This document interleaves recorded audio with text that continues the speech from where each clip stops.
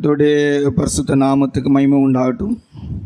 ஆண்டவருடைய கிருபையினாலே கடந்த 2 வாரங்களாக மனம் திரும்புதல் என்கிற ஒரு தலைப்பின் கீழாக சத்தியத்தை தியானித்துக் கொள்கிறோம். மனம் திரும்புதல் அப்படிங்கிறது ரொம்ப முக்கியமான விஷயம்.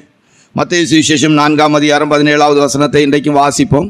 அது முதல் இயேசு மனம் திரும்புங்கள் பரலோக ராஜ்யம் சமீபித்திருக்கிறது என்று பிரசங்கித்தார். மனம் திரும்புங்கள் பரலோக ராஜ்யம் சமீபத்திருக்கு. நாம் எவ்வளவு அருமையான ஒரு மனம் திரும்புதலுக்குள் கடந்து வருகிறோமோ அவ்வளவு அதிகமாய் அவ்வளவு நெருக்கமாய் தெய்வ ராஜ்யத்தோடு கிட்டி செய்கிறோம். மனம் திரும்புதல் என்பது ஒரு நாள் நடக்கிற ப்ராசஸ் அல்லது ஒரு நாள் நடக்கிற அனுபவம் அல்ல. அது நம்முடைய வாழ்க்கையில் நடந்து கொண்டே இருக்கணும். வெளிப்படுத்தின விசேஷம் வரைக்கும் சபைகளுக்கு மனம் திரும்புங்கள் என்கிற வார்த்தை உபயோகப்படுத்தப்பட்டிருக்கு. அதனால நம்முடைய லைஃப்பில் கொஞ்சம் கொஞ்சமாக மனம் திரும்பிக்கிட்டே இருக்கணும். ஒரு நாள் நம்ம மனம் திரும்பணும், இப்போ மனம் திரும்பிக்கிட்டே இருக்கணும். ஒவ்வொரு நாள் ஒவ்வொரு காலகட்டங்களிலும் நம்முடைய ஜீவியங்களில் இருக்கிறதான குற்றங்கள் குறைவுகளுக்காக மனம் திரும்புகிறோம். மனம் திரும்பாத மனிதன் தான் நியாய தீர்ப்புக்குரியவனாய் நரகத்துக்குரியவனாய் மாற்றப்படுகிறான். மனம் திரும்புதல் என்று சொன்னால் என்ன அப்படின்னு உங்களுக்கு சொன்னோம். ஒரு மனிதன் செய்கிற எல்லா பாவங்களுக்கும் 7 சாட்சிகள் இருக்குன்னு கடந்த வாரத்தில் உங்களுக்கு சொல்லி முடித்தோம். 7 சாட்சிகள் ஒரு மனிதன் செய்கிற பாவத்திற்கு இருக்குது. சொந்த மனசாட்சி அவனுக்கு ஒரு சாட்சியாய் அமைந்து விடுகிறது. அப்போது நான் உன்னை நியாயம் செய்கிற நாளிலே உன் இருதயம் தாங்குமோ, உன் கைகள் திடமாக இருக்குமோ. இந்த நாட்களில் எத்தனையோ மருத்துவர்கள் எத்தனையோ விதமான கொலை போல எத்தனையோ விதமான தவறுகளின் நிமித்தமாக சிலர் மறிக்கக்கூடிய இடங்கள் வந்து விடுகிறது. மருத்துவர்களால் எத்தனையோ விதங்களிலே மருத்துவத்துறையும் கூட நிறைய விதங்களிலே ஒரு டாக்டராக இருந்தால் அவங்க நிறைய தப்பு பண்ணுறக்கூடிய இடங்கள் இருக்கிறது. இதுக்கெல்லாம் ஆதாரபூர்வமாக எதுவுமே இல்லைங்கிறதா நம்ம நினைப்போம். அப்படி கிடையவே கிடையாது. எந்த மனுஷன் எந்த பாவத்தை எப்படி செய்திருந்தாலும் அதற்கு ஆதாரபூர்வமாய் ஒரு 7 சாட்சி என்ன செய்து இருக்குது. உலக மனுஷனுக்கு 5 சாட்சிகள், நமக்கு 7 சாட்சிகள் இருக்கிறது. கர்த்தருடைய பரிசுத்த நாமத்து மகிமை உண்டாகட்டும். யாருமே தப்ப முடியாது. 7 எவிடன்ஸுகள் கண்டிப்பாக இருக்காது. யாராக இருந்தாலும், ஜெபா பிரதரோ யாராக இருந்தாலும் சரி, இந்த உலகத்தில் இருக்கிற யாரானாலும் பாவம் செய்தவர்களுக்கு சாட்சிகள் இருக்கிறது அப்படிங்கிறத நம்ம கடந்த வாரத்தில் சொன்னோம். ஒன்று மனசாட்சி ஒரு சாட்சியாக இருக்கிறது.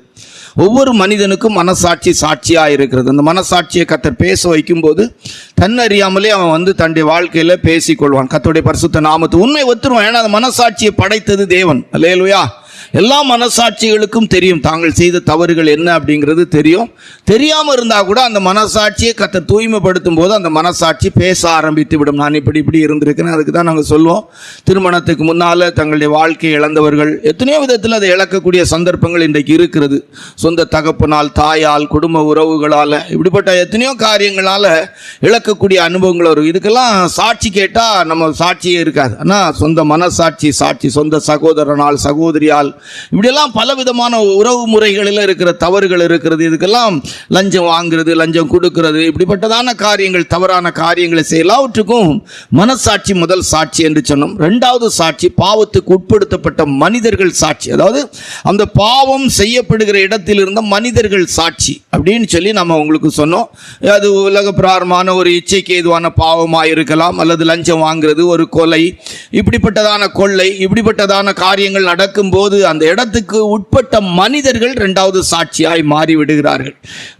அதனால ஆண்டவருடைய பிள்ளைகள் ரொம்ப கவனம். 2வது பாவத்துக்கு உட்படுத்தப்பட்ட மனிதர்கள் சாட்சி. எல்லாமே ஆண்டவர் அப்படி வச்சிருக்கிறார்.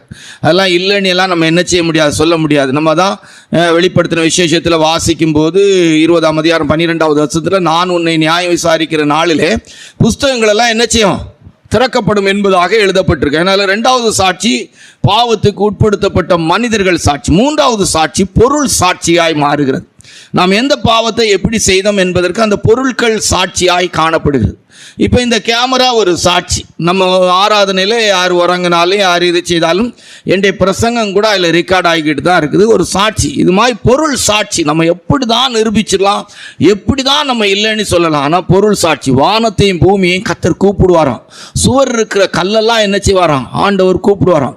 தூசி சாட்சி சொல்லும். உன் காலில் இருக்கிற தூசியை உதறிட்டு போ, அந்த தூசி கடைசி நாட்கள் என்ன செய்யும், சாட்சி சொல்லும். அதனால 3வது சாட்சி பொருள் சாட்சி. அதனால நம்மெல்லாம், எனக்கு தெரிஞ்சு நான்லாம் இந்த வசனங்களை தியானிக்கும் போது எனக்குள்ள தானாகவே பயங்கள் இருக்குது. இல்லைன்னு எல்லாம் சொல்ல முடியாதுங்க.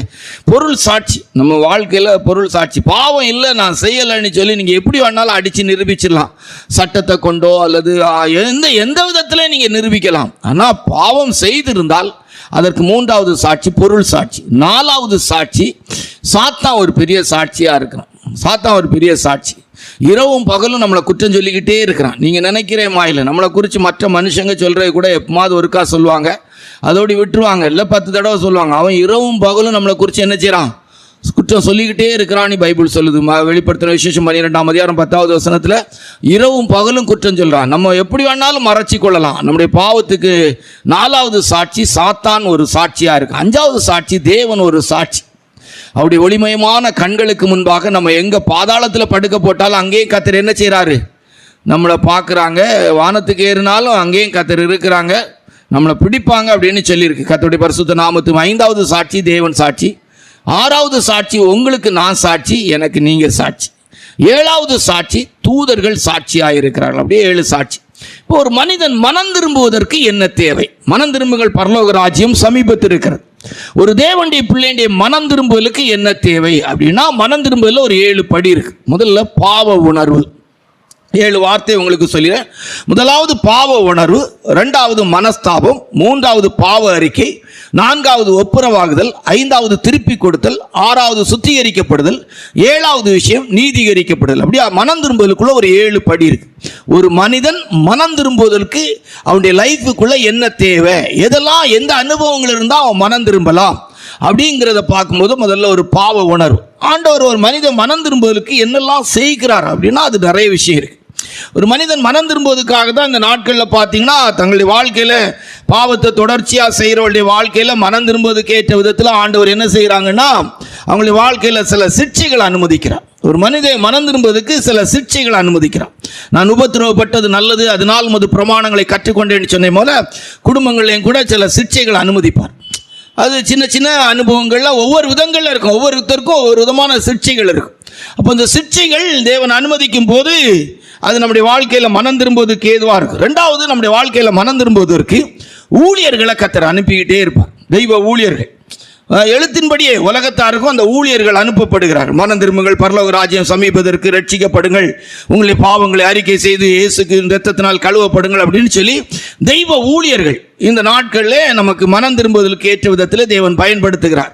3வதாக வேதத்திலிருந்து நம்ம சரியாக வாசித்து அறிவோம் என்று சொன்னால், பாவம் செய்கிறவள் மனம் திரும்புவதற்கு அவளுடைய வாழ்க்கையில் தேவன் என்ன செய்கிறார்? தேவனே வந்து தட்டுகிறார். அதை இல்லைன்னு சொல்ல முடியாது. இதோ வாசல் படியில் என்று தட்டுகிறேன், ஒருவன் என் சத்தத்தை கேட்டு கதவை திறந்தால் நான் அவனுக்குள் பிரவேசித்து அவனோடு கூட தேவனே தட்டுகிறார். பரிசுத்த பவுல் அவர்கள் சவுலா இருந்த காலத்தில் சபையை பாழாக்கிட்டு இருந்தாங்க. ஆண்டவர் அவங்களை சந்தித்து அவனை ரட்சிப்புக்குள்ள கொண்டு வந்தாங்க. இப்போ எழுத்தின்படியே சில நேரங்களில் தேவன் சிலரை வந்து அவங்களே வந்து அவங்கள சந்தித்து என்ன செய்கிறாங்க? ரட்சிப்புக்கு ஏதுவாய், மனம் திரும்பலுக்கு ஏதுவாய் கத்தரிச்சிறார். சிலருடைய வாழ்க்கையில் சொப்பனங்கள் தரிசனங்கள் மூலமாய் கத்தர் அவங்களோடு இடைப்படுகிறார்.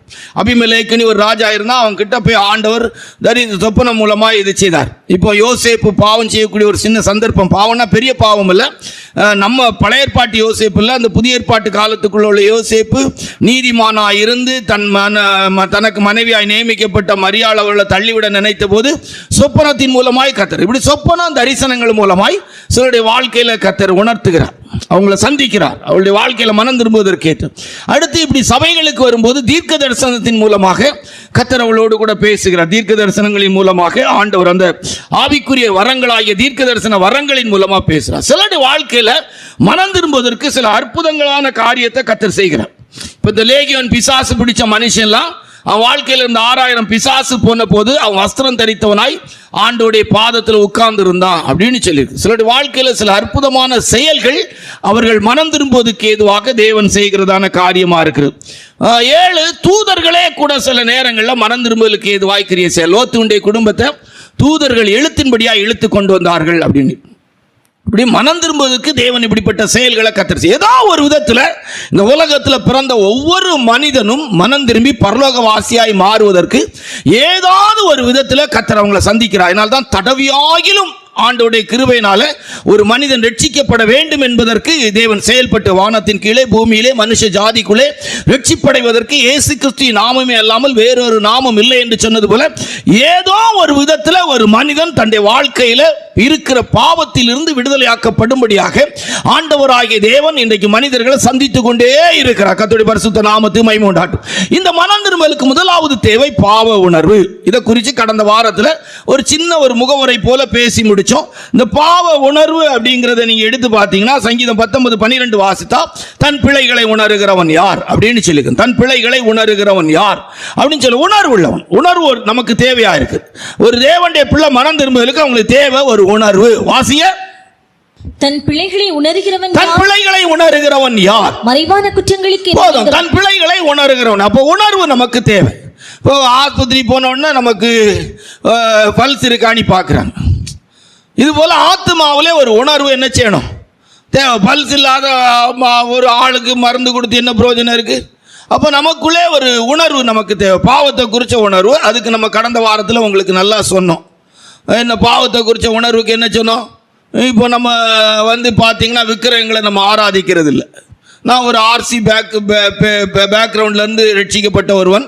இன்னைக்கு ஆர்சி தெய்வங்களை அவங்க வணங்குறவங்களை குறித்து எனக்கு ஒரு சிலையோ ஒரு சுரூபமோ தந்தால் நான் அதை என்ன செய்ய மாட்டேன், வாங்க மாட்டேன். ஆனால் இன்றைக்கி நம்ம வச்சிருக்கிற செல்ஃபோன், நம்ம தெய்வ பிள்ளைகள் டிவி வச்சுருக்கீங்களான்னு தெரியாது.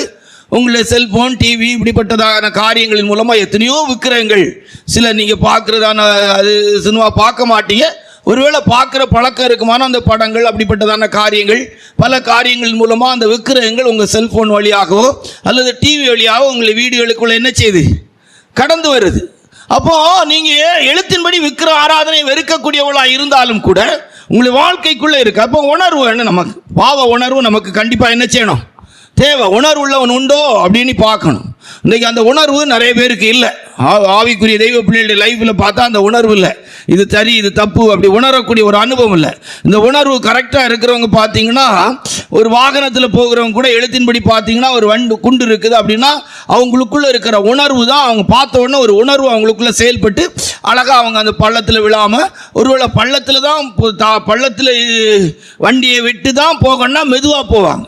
இந்த உணர்வு இல்லாதவன் என்ன செய்வான், வண்டி ஓட்டும் போது அவன் போக்கில் ஓடுவான். அது ஒரு கணக்கில் இருக்குது. அதுக்கெல்லாம் நம்ம இப்போ விளக்கம் சொல்லிட்டு போவோம். அப்போ முதல்ல நமக்கு தேவை உணர்வு. இந்த உணர்வு ரொம்ப முக்கியம். பைபிள் படி இந்த உணர்வின் அனுபவம் இல்லாதவங்க வேத வசனத்தின்படி இவங்களுக்கு என்ன பேருனா வழி அருகே இருக்கிற நிலம் அப்படின்னு சொல்லியிருக்கு. அப்போ நீங்கள் பாவத்தை நீங்கள் வசனத்தை கேட்கும் போது உணர்வடைய முடியாதவர்களாய் நீங்கள் இருப்பீர்களானால் உங்களை நம்மளை பார்த்து வேதம் சொல்லுது வழி அருகே இருக்கிற நிலம். மத்தேயு சுவிசேஷம் 13:19 வசனத்தை வாசித்தால், மத்தேயு சுவிசேஷம் 13:19 வசனத்தை வாசித்தால் வாசிங்க. ஒருவன் ராஜ்யத்தின் வசனத்தை கேட்டும் உணராதிருக்கும் போது பொல்லாங்கன் வந்து அவன் இருதயத்தில் விதைக்கப்பட்டதை பறித்துக் கொள்கிறான். நல்லா கவனிச்சு கொள்ளுங்க. உங்களுக்குள்ள உணர்வு இருக்காங்கிறத வேதத்தின் அடிப்படையில் கண்டுபிடிச்சா, நீங்க கேட்கிற வசனம் உங்களுக்குள்ள செயல்படலைன்னா நீங்க வழி அருகே உள்ள நிலம், அதாவது உணர்வு இல்லாதவர்கள். அதாவது மத்தேயு சுவிசேஷம் 13:15 வாசிக்கும் போது மனம் திரும்புவதற்கு கண்டிப்பா ஒரு உணர்வு தேவை அப்படின்னு எழுதியிருக்கோம். வாசிங்க. இந்த ஜனங்கள் கண்களினால் காணாமலும் காதுகளினால் கேளாமலும் இருதயத்தினால் உணர்ந்து மனம் திரும்பாமலும் நான் அவர்களை ஆரோக்கியமாக்காமலும் இருக்கும்படியாக அவர்கள் இருதயம் கொழுத்திருக்கிறது. பாத்தீங்களா? இப்ப நல்லா கவனிச்சுடுங்க. நீங்க வசனம் கேட்டு உணர்வடைய முடியாம இருக்கிறீங்களானா உங்க இருதயம் கொழுத்து இருக்கிறது. எழுத்தின்படியான கொழுப்பு இல்ல. என்ன கொழுப்பு இருக்கு? வசனம் கிரியை செய்ய முடியாத வழி அருகே உள்ள கொழுப்பு கொஞ்சம் கூடுதலா இருக்கு. காற்று கொஞ்சம் கொழுப்பு கூடுதலா இருக்கு. அடைப்பு கூடிக்கிட்டே இருக்குன்னு அர்த்தம். நீங்க வசனத்தை கேட்டு என் வசனத்துக்கு நடுங்கிறவனே நோக்கி பார்ப்பேன்னு சொன்னே போல நல்ல ஒரு தெய்வ பயத்துக்கு ஏதுவான ஒரு உணர்வு உங்களுக்கு இருக்குமானா நல்லா கவனிச்சு கொள்ளுங்க. நீங்க நல்ல நிலம். அது நீங்க அதே அதிகாரத்தில் வாசித்து பார்த்தீங்கன்னா சொல்லும். மத்தேயு சுவிசேஷம் 13:23 வசனத்தை வாசித்து பார்த்தீங்கன்னா, மத்தேயு சுவிசேஷம் 13:23 வாசித்து பார்த்தீங்கன்னா மனம் திரும்பலுக்கு ஒரு உணர்வு தேவைங்கிறது அங்க அழகா சொல்ல. வாசிங்க. நல்ல நிலத்தில் விதைக்கப்பட்டவனோ வசனத்தை கேட்கிறவனும் உணர்கிறவனுமாயிருந்து 100 நல்ல நிலத்தில் விதைக்கப்பட்டவனோ வசனத்தை கேட்கிறவனாகவும் உணர்கிறவனுமாயிருக்கான். என்ன இருக்கா? உணர்கிறோம். அப்போ உணர்வு இருக்கும். நீங்க வசனத்தை கேட்டு கேட்டு உங்க வாழ்க்கையில எந்தவித மாற்றமும் இல்லை அப்படின்னா நினைச்சிடுங்க, உங்களுக்கு என்ன இல்லை? உணர்வு இல்லை. உங்க இருதயம் கொழுத்து போயிருக்கு. அதான் அடைப்பாயி அட்டாக்ல அது என்ன ஆயிருக்குன்னா கல்லாயிருக்குன்னு அர்த்தம். நிறைய ஊழியர்கள் விசுவாசிகளுடைய இருதயம் இப்போ நாபாலுடைய இருதயம் போல என்ன செய்துட்டு இப்போ கல்லாயிற்று. வழி அருகே உள்ள நிலமா மாறி இருக்குது. உணர்வு ரொம்ப முக்கியம். நம்ம ஒவ்வொரு பாயிண்டாக கொண்டு போகும்போது உங்களுக்கு நல்லா புரியும். உணர்வு இருக்கும். நல்ல நிலம்னா நல்ல இருதயம்னா உணர்வு இருக்கும், நல்ல உணர்வா இருக்கும். சிலருக்கு அப்படி லேசா உறக்கத்தில் சின்ன சத்தம் கேட்டாலே முழிச்சிருவாங்க. நம்ம சபையில் சில தெய்வ பிள்ளைகள் இருப்பாங்க, எவ்வளோதான் இருந்தாலும் எவ்வளோ கொட்டடிச்சு பாடினாலும் அவங்களுக்கு அந்த உறக்கம் போகாது. ரொம்ப அழகாக உறங்குவாங்க. எவ்வளோ கொட்டடிச்சாலும் சரிதான், எவ்வளோ சத்தமாக பிரசங்கம் பண்ணாலும் சரிதான், அவங்க அப்படி நிம்மதியாக இருப்பாங்க. அப்போ அது என்ன சொல்லலாம், ஒரு டெட் பாடி கேஸில் நம்ம என்ன செய்திடலாம், கொண்டு வந்துடலாம். சிலருக்கு பாருங்கள், வீடுகளில் சின்ன சத்தம் கேட்டால் போதும் டப்புன்னு எழும்பிடுவாங்க. சிலருக்கு ராத்திரி எவ்வளோ இடி இடித்து மழை பெய்தாலும் தெரியாது, காலையில் எழும்பி வீட்டுக்கு முன்னால் தண்ணி இதெல்லாம் இருக்கும், ஒரு மரம் முறிஞ்சு கிடக்கும், இது எப்படி இருக்கு கிடந்து அப்படிம்பாங்க. வீட்டில் உள்ளவங்க கேட்பாங்க, அப்போ உனக்கு தெரியவே தெரியாது, ராத்திரி பயங்கரமான மழை பெய்யுது அப்படியா அப்படிம்பாங்க. இப்போ இதெல்லாம் என்னென்னா, ஆளை கட்டி தூக்கிட்டு போனாலும் அவங்கள என்ன செய்யாது, தெரியாது. நல்ல உணர்வு இருக்கிறவங்க அப்படி இருக்காது. கர்த்தருடைய பரிசுத்த நாமத்துக்கு மகிமை உண்டாட்டும். இது எழுத்தின்படி உள்ள விஷயம். இது போல ஸ்பிரிச்சுவல் லைஃப்லையும் கூட அந்த உணர்வு உள்ள ஒரு அனுபவம், ரைட்டா? அப்போ உணர்வு என்கிற ஒரு பகுதி நமக்கு தேவை. உணர்வு, தன் பிழைகளை உணர்கிறவன் யார், குற்றங்கள் குறைகளை உணரக்கூடிய ஒரு அனுபவம். போய் சொல்லும் போதே ஒரு உணர்வு இருக்கும், ஐயோ இப்படி நம்ம போய் சொல்லிட்டு சொல்லதுக்கு முந்தையே வந்துடும். அதான் அந்த உணர்வு கூட உணர்வின் அனுபவம், ரைட்டா? அப்போ முதல்ல நம்முடைய லைஃப்ல மனம் திரும்பலுக்கு ஒரு உணர்வு, நான் பாவி, என் வாழ்க்கையில் நான் செய்த தப்பு அப்படிங்கிற ஒரு உணர்வு நமக்கு என்ன செய்யணும், நான் தான் காரணம், நான் தான் இதை செய்திருந்தேன், நான் சரியா இருந்திருந்தா நல்லா இருந்திருக்கும் அப்படின்னு உணர்வாங்க. ஐயோ நான் தான் தப்பு பண்ணிட்டேன், ஏன் தப்பு தான் காரணம் அப்படின்னு அவங்க உணரக்கூடிய இடம் இருக்கும். உணரக்கூடிய லைஃப்ல தான் தேவனுடைய செயலை பரிபூர்ணமாக நம்ம பார்க்க முடியும். அப்போ ஆவிக்குரிய தெய்வ பிள்ளைகளுடைய லைஃப்ல நம்ம பார்க்கணும், நம்முடைய ஜீவியத்தில் அப்படிப்பட்டதான உணர்வின் அனுபவம் சரியாக வேலை செய்தா. ரெண்டாவது, ஒரு தேவனுடைய பிள்ளை மனம் திரும்புவதற்கு அவங்களுடைய வாழ்க்கையில் தேவை மனஸ்தாபம். வேதத்தில் வாசிக்கும் போது 2 பேதுருடைய புஸ்தகம் 2ஆம் அதிகாரம் 8வது வசனத்தை வாசித்தா. 2 பேதுருடைய புஸ்தகம் 2ஆம் அதிகாரம் 8வது வசனத்தை வாசிங்க. நாள்தோறும் அவர்களுடைய அக்கிரம கிரியைகளை கண்டு கேட்டு நீதியுள்ள தன்னுடைய இருதயத்தில் வாதிக்கப்பட்ட நீதிமானாகிய லோத்தை அவர் ரட்சித்திருக்க. ஆமா, மனஸ்தாபம். மத்தேயு சுவிசேஷம் 21:32 வாசித்தா. மத்தேயு சுவிசேஷம் 21:32 வாசிங்க. ஏனென்றால் யோவான் நீதிமார்க்கமாய் உங்களிடத்தில் வந்திருந்தும் நீங்கள் அவனை விசுவாசிக்கவில்லை, ஆயக்காரரும் வேசிகளுமோ அவனை விசுவாசித்தார்கள், அதை நீங்கள் கண்டும் அவனை விசுவாசிக்கும்படியாக பின்பாகிலும் மனஸ்தாபப்படவில்லை. மனஸ்தாபப்படல. அப்ப ரெண்டாவது மனம் திரும்பலுக்கு தேவை மனஸ்தாபம், பாவ உணர்வு. 2 மனஸ்தாபம், ஐயோ பொய் சொல்லிட்டேனே. 1 சாமுவேலின் புஸ்தகம் 24ஆம் அதிகாரத்தில் 5வது வசனத்தை வாசித்தா, இந்த மனஸ்தாபத்துக்கு தாவீதின் வாழ்க்கையின் அனுபவம் ஒரு பெரிய சாட்சி. மனது அடித்து கொண்டது, வாசிங்க. தாவீது சவுலின் சால்வை தொங்கலை அறுத்து கொண்டது நிமித்தம் அவன் மனது அடித்து கொண்டிருந்தது. மனது அடித்து கொண்டது.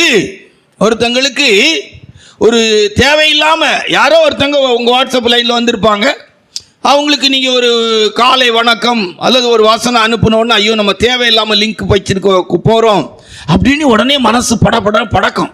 தேவையில்லை. ஒரு சகோதரியாக இருந்தால் ஆண் நண்பர்களுடைய பழக்க வழக்கம் தேவையில்லை, எதுக்கு நம்ம அதை இது செய்யணும், அவன் எப்படியும் அனுப்பிட்டு போகிறான், மேக்சிமம் லாக் பண்ணிடணும், இல்லைனா நமக்கு என்ன செய்யக்கூடாது, அனுப்பக்கூடாது. நீங்கள் அனுப்புகிற ஒரு காலை வணக்கம் அப்படிங்கிற ஒரு வார்த்தை நீங்கள் அவங்கள நினைக்கிறீங்கிறத அவங்க புரிஞ்சுக்குவாங்க. இந்த சகோதரி என்ன நினைக்கிறாங்க அப்படிங்கிறத நீங்கள் என்ன செய்றீங்க, காலையில் 8 மணி 9 மணிக்கு கரெக்டாக அவங்க சொல்கிறாங்க, 9 மணி ஆனால் நீங்கள் இல்லை நான் பழகிட்டேன் அப்படின்னு சொன்னால், உங்களை அறியாமலே நீங்கள் அவன் வலைக்குள்ளே விழுந்துக்கிட்டே இருக்கிறீங்க, கொஞ்சம் கொஞ்சமாக நீங்கள் வலிக்கிட்டே இருக்கிறீங்க, கொஞ்சம் கொஞ்சமாக வீழ்ச்சி அடைஞ்சிக்கிட்டு இருக்கிறீங்க. அது யாராக இருந்தாலும் சரி, என் லைஃப்பை வச்சு உங்களுக்கு நான் சொல்கிறேன், மனஸ்தாபம். அல்லேலூயா. ரொம்ப கவனமாக இருக்கணும், ரொம்ப கேர்ஃபுல்லாக இருக்கணும். நீ நினைக்கிற மாதிரி, நீங்கள் நினைக்கிற மாதிரிலாம் ஈஸியாக இதெல்லாம் சாதாரண பாவமாக நினச்சிடலாம் கூடாது. தேவையானா தேவையில்லை. ஒரு காலத்தில் இது இந்த உலகத்திலே கிடையாது, இப்படிப்பட்ட அனுபவம் கிடையாது. பார்த்தா பிரைஸ்லாம் டம்னிம்பாங்க, அதுவே தேவைக்கு சொல்லிட்டு போனாங்க, வணக்கம் தேவைக்கு சொன்னாங்க, அதுவே அளவுக்கு மிஞ்சி போனால் நம்ம வாழ்க்கைக்கு பிரச்சனை ஆகும்னா அதை சொல்றதை தவிர்த்து வாழ்ந்தாங்க, ஒதுங்கி போனாங்க. அல்லேலூயா. இன்னைக்கு இருக்கிறது அதுக்குமே நேர்மாற்றமான நிலவரத்தில் இருக்குது, ரொம்ப மோசமான நிலவரத்தில் இருக்கு. மனஸ்தாபம். ரெண்டாவது, நம்முடைய வாழ்க்கைக்கு தேவை மனஸ்தாபம். சாட் பண்றது, எடுக்கிறது, ஐயோ நம்ம இப்படி சாட் பண்றோமே, அவங்களுக்கு பதில் கொடுக்கணுமே. சில விஷயத்துலலாம் வாட்ஸ்அப்போ எதில் வந்தாலும் பதிலே கொடுக்காம இருப்பது நல்லது. கொடுத்தீங்கன்னா மனஸ்தாபம் வரணும். தேவையில்லாமல் லிங்கை நம்ம வைக்கும்போது பெண்களோடு கூட பழக்க வழக்கத்துக்கு எதுவாக குடும்ப காரியங்களை பகிர்ந்து கொள்ளக்கூடிய இடத்துக்கு வரும்போதே மனஸ்தாபம் உண்டாயிரணும். தேவையில்லை, அவசியத்துக்கு. Praise the Lord. அவ்வளோதான். அதுக்கு மேலே போய் நுழலும் தன் வாயால் கெடும், அந்த வஸ்திரத்தின் தொங்கல் அறுத்த உடனே மனஸ்தாபம். அவ்வளோ ஒரு மனஸ்தாபம் இருந்திருக்கு அவருக்கு. ஒரு காலம் வரும்போது நம்ம யாரை சொல்லலாம், உரியாவை கொன்ன பிற்பாடு கூட தாவீதுக்கு மனஸ்தாபம் இல்லை. சிலருக்கு அப்படிதான் ஆரம்ப காலத்தில் சின்ன பொய் சொல்றது மனஸ்தாபமாக இருக்கும். பாருங்க, லவ் ஆரம்பிக்கிற காலத்தில் மனஸ்தாபம் ரொம்ப இதாக இருக்கும். பழக்கம் எல்லாரும் பழகும் போது நண்பர்களாக தான். எடுத்த உடனே யார்த்தையும் போய் காதலினி பழகிறது இல்லை. ஆரம்பத்தில் ஸ்டடிக்காக போவாங்க, நண்பர்களாக பழகிடுவாங்க, அண்ணனா பழகிடுவாங்க, தம்பியா பழகிடுவாங்க, அப்படி பழகிடுவாங்க. அவங்க எனக்கு இப்படி நிறுவாங்க, அப்படி நிறுவாங்க, எனக்கு உதவி செய்கிறாங்கம்பாங்க. அப்புறம் கிழிஞ்சிட்டு கிடக்கும், கிழிஞ்சு தொங்கும். நம்ம இதில் அழகாக ஒருத்தங்க சொல்லுவோம், மலிஞ்சா சந்தைக்கு வரும், வந்துடும் சந்தைக்கு கூவி கூவி விற்கிறேமா வந்துடும். இப்போ லைஃப் ரொம்ப கவனமாக இருக்கும். மனஸ்தாபம் அது வரும்போதே துடிக்கணும். ஓகோ தப்பு பண்ணுறோம். மனஸ்தாபம், ஒரு புருஷ மனைவிக்குள்ள கஷ்டங்கள் வந்தோடனே மனஸ்தாபம். சரி, நம்ம பேசிட்டோமே, நம்ம செய்துட்டோமே. நல்ல மனஸ்தாபம் இருக்கிறவங்க உடனே என்ன செய்வாங்க, இது செய்வாங்க, இப்போ ஃபோன் பண்ணி பேசுவாங்க. இப்படியாக மனசு கஷ்டமாக இருக்குது, தப்பாக எடுத்துக்கிட்டாங்க, நான் கோவப்பட்டுட்டேன். சில இருதயங்கள் மனஸ்தாபப்படவே செய்யாது. அது பெண்களுக்கு ஆண்டோடைய கிருபை நல்ல காற்றுன்னு ஒன்று இருக்கிறது ரொம்ப குறைவாக. நல்ல மனஸ்தாபங்களை என்ன செய்ய முடியாது, எதிர்பார்க்கவே முடியாது. நான் ஏன் ஊழிய பாதையில் அனுபவத்தில் பார்த்து சொல்லேன், நிறைய சகோதரிமாரெலாம் மன்னிப்பு கேட்கணும்னு நினச்சேன். ரொம்ப பெரிய பாவமாக அவங்களுக்கு தோணி, ஏதாவது அவங்களுக்கு ரொம்ப பெரிய அடி மாதிரி ஏதாவது சிக்ஷைகள் வந்தால் மட்டும் சரி, இல்லைன்னா நம்ம எதிர்பார்க்கறதுனால கேட்பாங்க. மற்றபடியெல்லாம் அவங்க பக்கங்களில் நிறைய நீதி. அதுக்கு தான் ஆண்டவர் சில நேரங்களில் ஆண்டவர் நிறைய காரியத்தை கொடுத்து வச்சிருவார். ஓ வச்சிக்க மக்களே அப்படின்னு கொடுத்துருவார். மனஸ்தாபம் அப்படி வஸ்திர தொங்கல் அறுத்த உடனே அவன் இருதயம் துடிக்குது. ஓகோ இன்னைக்கு பிரதருக்கு முகம் சரியில்லையே, என்ன இல்லை என் வீட்டுக்காரருக்கு முகம் சரியில்லையே, அப்போ என்ன நான் எதுவும் காலையில் பேசுனது அர்த்தமா, ஏதாவது கஷ்டங்கள் இருக்குதா? ஓ ஆமாம், எனக்கும் மனசுக்கு தோணிச்சு, நான் அப்படி பேசின ஒரு வார்த்தை தப்பாக இருக்குமோடி மனசில் நினச்சேன், மன்னிச்சிடுங்க. சரியா? மனஸ்தாபம் இல்லையா? எல்லா விஷயத்திலும் ஒரு சின்ன மனஸ்தாபம். எப்பவுமே அவன் நீதிமானாகிய லோத்து வாதிக்கப்படுகிறவனாயிருந்தான். மனஸ்தாபம். ஒரு தேவையில்லாத ஒரு குழலை வாங்கிட்டு வந்தா, ட்ரெஸ்ஸை வாங்கிட்டு வந்தா, தேவையில்லாத இது போட்டா ஒரு மனஸ்தாபம். ஐயோ நான் தேவண்டே பிள்ளையாச்சே, நான் பொம்பளை பிள்ளையாச்சே, நிக்கிற போட்டுட்டு நிக்கனே, குழலை போட்டுட்டு நிக்கனே. மனஸ்தாபம் வரணும். என்ன வரணும்? நான் பொம்பளை பிள்ளையாச்சே, ஜீன்ஸ் பேண்ட் போடுவேனே, ஜீன்ஸ் எனக்குரியதா. இன்னைக்கு ஒரு கல்யாணத்துக்கு போயிருக்கு, அங்க ஒரு பெந்தகோஸ்த தாய், நகை நட்டு இல்லாத ஒரு தாய், ஒரு பிள்ளை பின்னுக்கு போகுது, இன் பண்ணிட்டு ஜீன்ஸ் பேண்ட் போட்டுட்டு போகுது. அம்மே அம்மே குழல் போட்டிருக்கே ஜீன்ஸ் பேண்ட். உலகத்தாருக்கு சொல்ல முடியாதுங்க. ஆனால் உலகத்தாரில் நல்ல குடும்பத்தில் உள்ளவங்களும் பெரியவங்களும் சொல்கிறாங்க, பொம்பளை பிள்ளையாளாக வளங்கடி, குழலை மாட்டி வளர்க்காத. அதுக்கு 2 ஆம்பளை பொம்மையை வாங்கி வச்சு வள. பொம்பளை பிள்ளைக்குள்ள ட்ரெஸ்ஸு கொடுத்து வள. அல்லேலூயா. இங்கே வரைக்கும் கிழிச்சு போட்டுக்கிட்டு தெரியாது. இவ்வளவு கிழிச்சிருந்தா கூட பரவாயில்ல, தெரியாது. இங்கே வரைக்கும் கிழிச்சிட்டு இப்படி காட்டிட்டு மனஸ்தாபம் வேணும். நான் போனேன் ஒரு கல்யாணத்துக்கு, இப்போ அங்கே பார்த்தா படிப்பா அழகா அந்தஸ்தா என்ன இருக்குன்னு தெரியல. ஏதோ ஒரு விதத்தில் ஆண்டவருடைய ஆசீர்வாதத்தில் கொஞ்சம் பணம் இருக்கு, இல்லைன்னு சொல்ல முடியாது. வாயிலெல்லாம் தேவையே இல்லை, அந்த லிப்டிக் எல்லாம் அடிச்சுட்டு வந்திருந்தாங்க. நமக்கு சொல்ல நம்ம நீதியை நான் கேட்டேன், எதுவும் கீழே விழுந்தீங்களா, விபத்துக்குள்ளானீங்களான்னு. நான் இந்த பார்த்த உடனே கேட்டுருவேன், சுண்டு சிவப்பா இருந்த எதுவும் கீழே விழுந்தீங்களா, சுண்டு சிவப்பா இருக்க நீ. அப்புறம் தேவையா உனக்கு? பிறந்த போது பிள்ளைகளுக்கு லிப்ஸ்டிக் அடிச்சா விட்டீங்க. சும்மா மேற்கத்திய கலாச்சாரம் நமக்குரியதில்லை. அல்லேலூயா.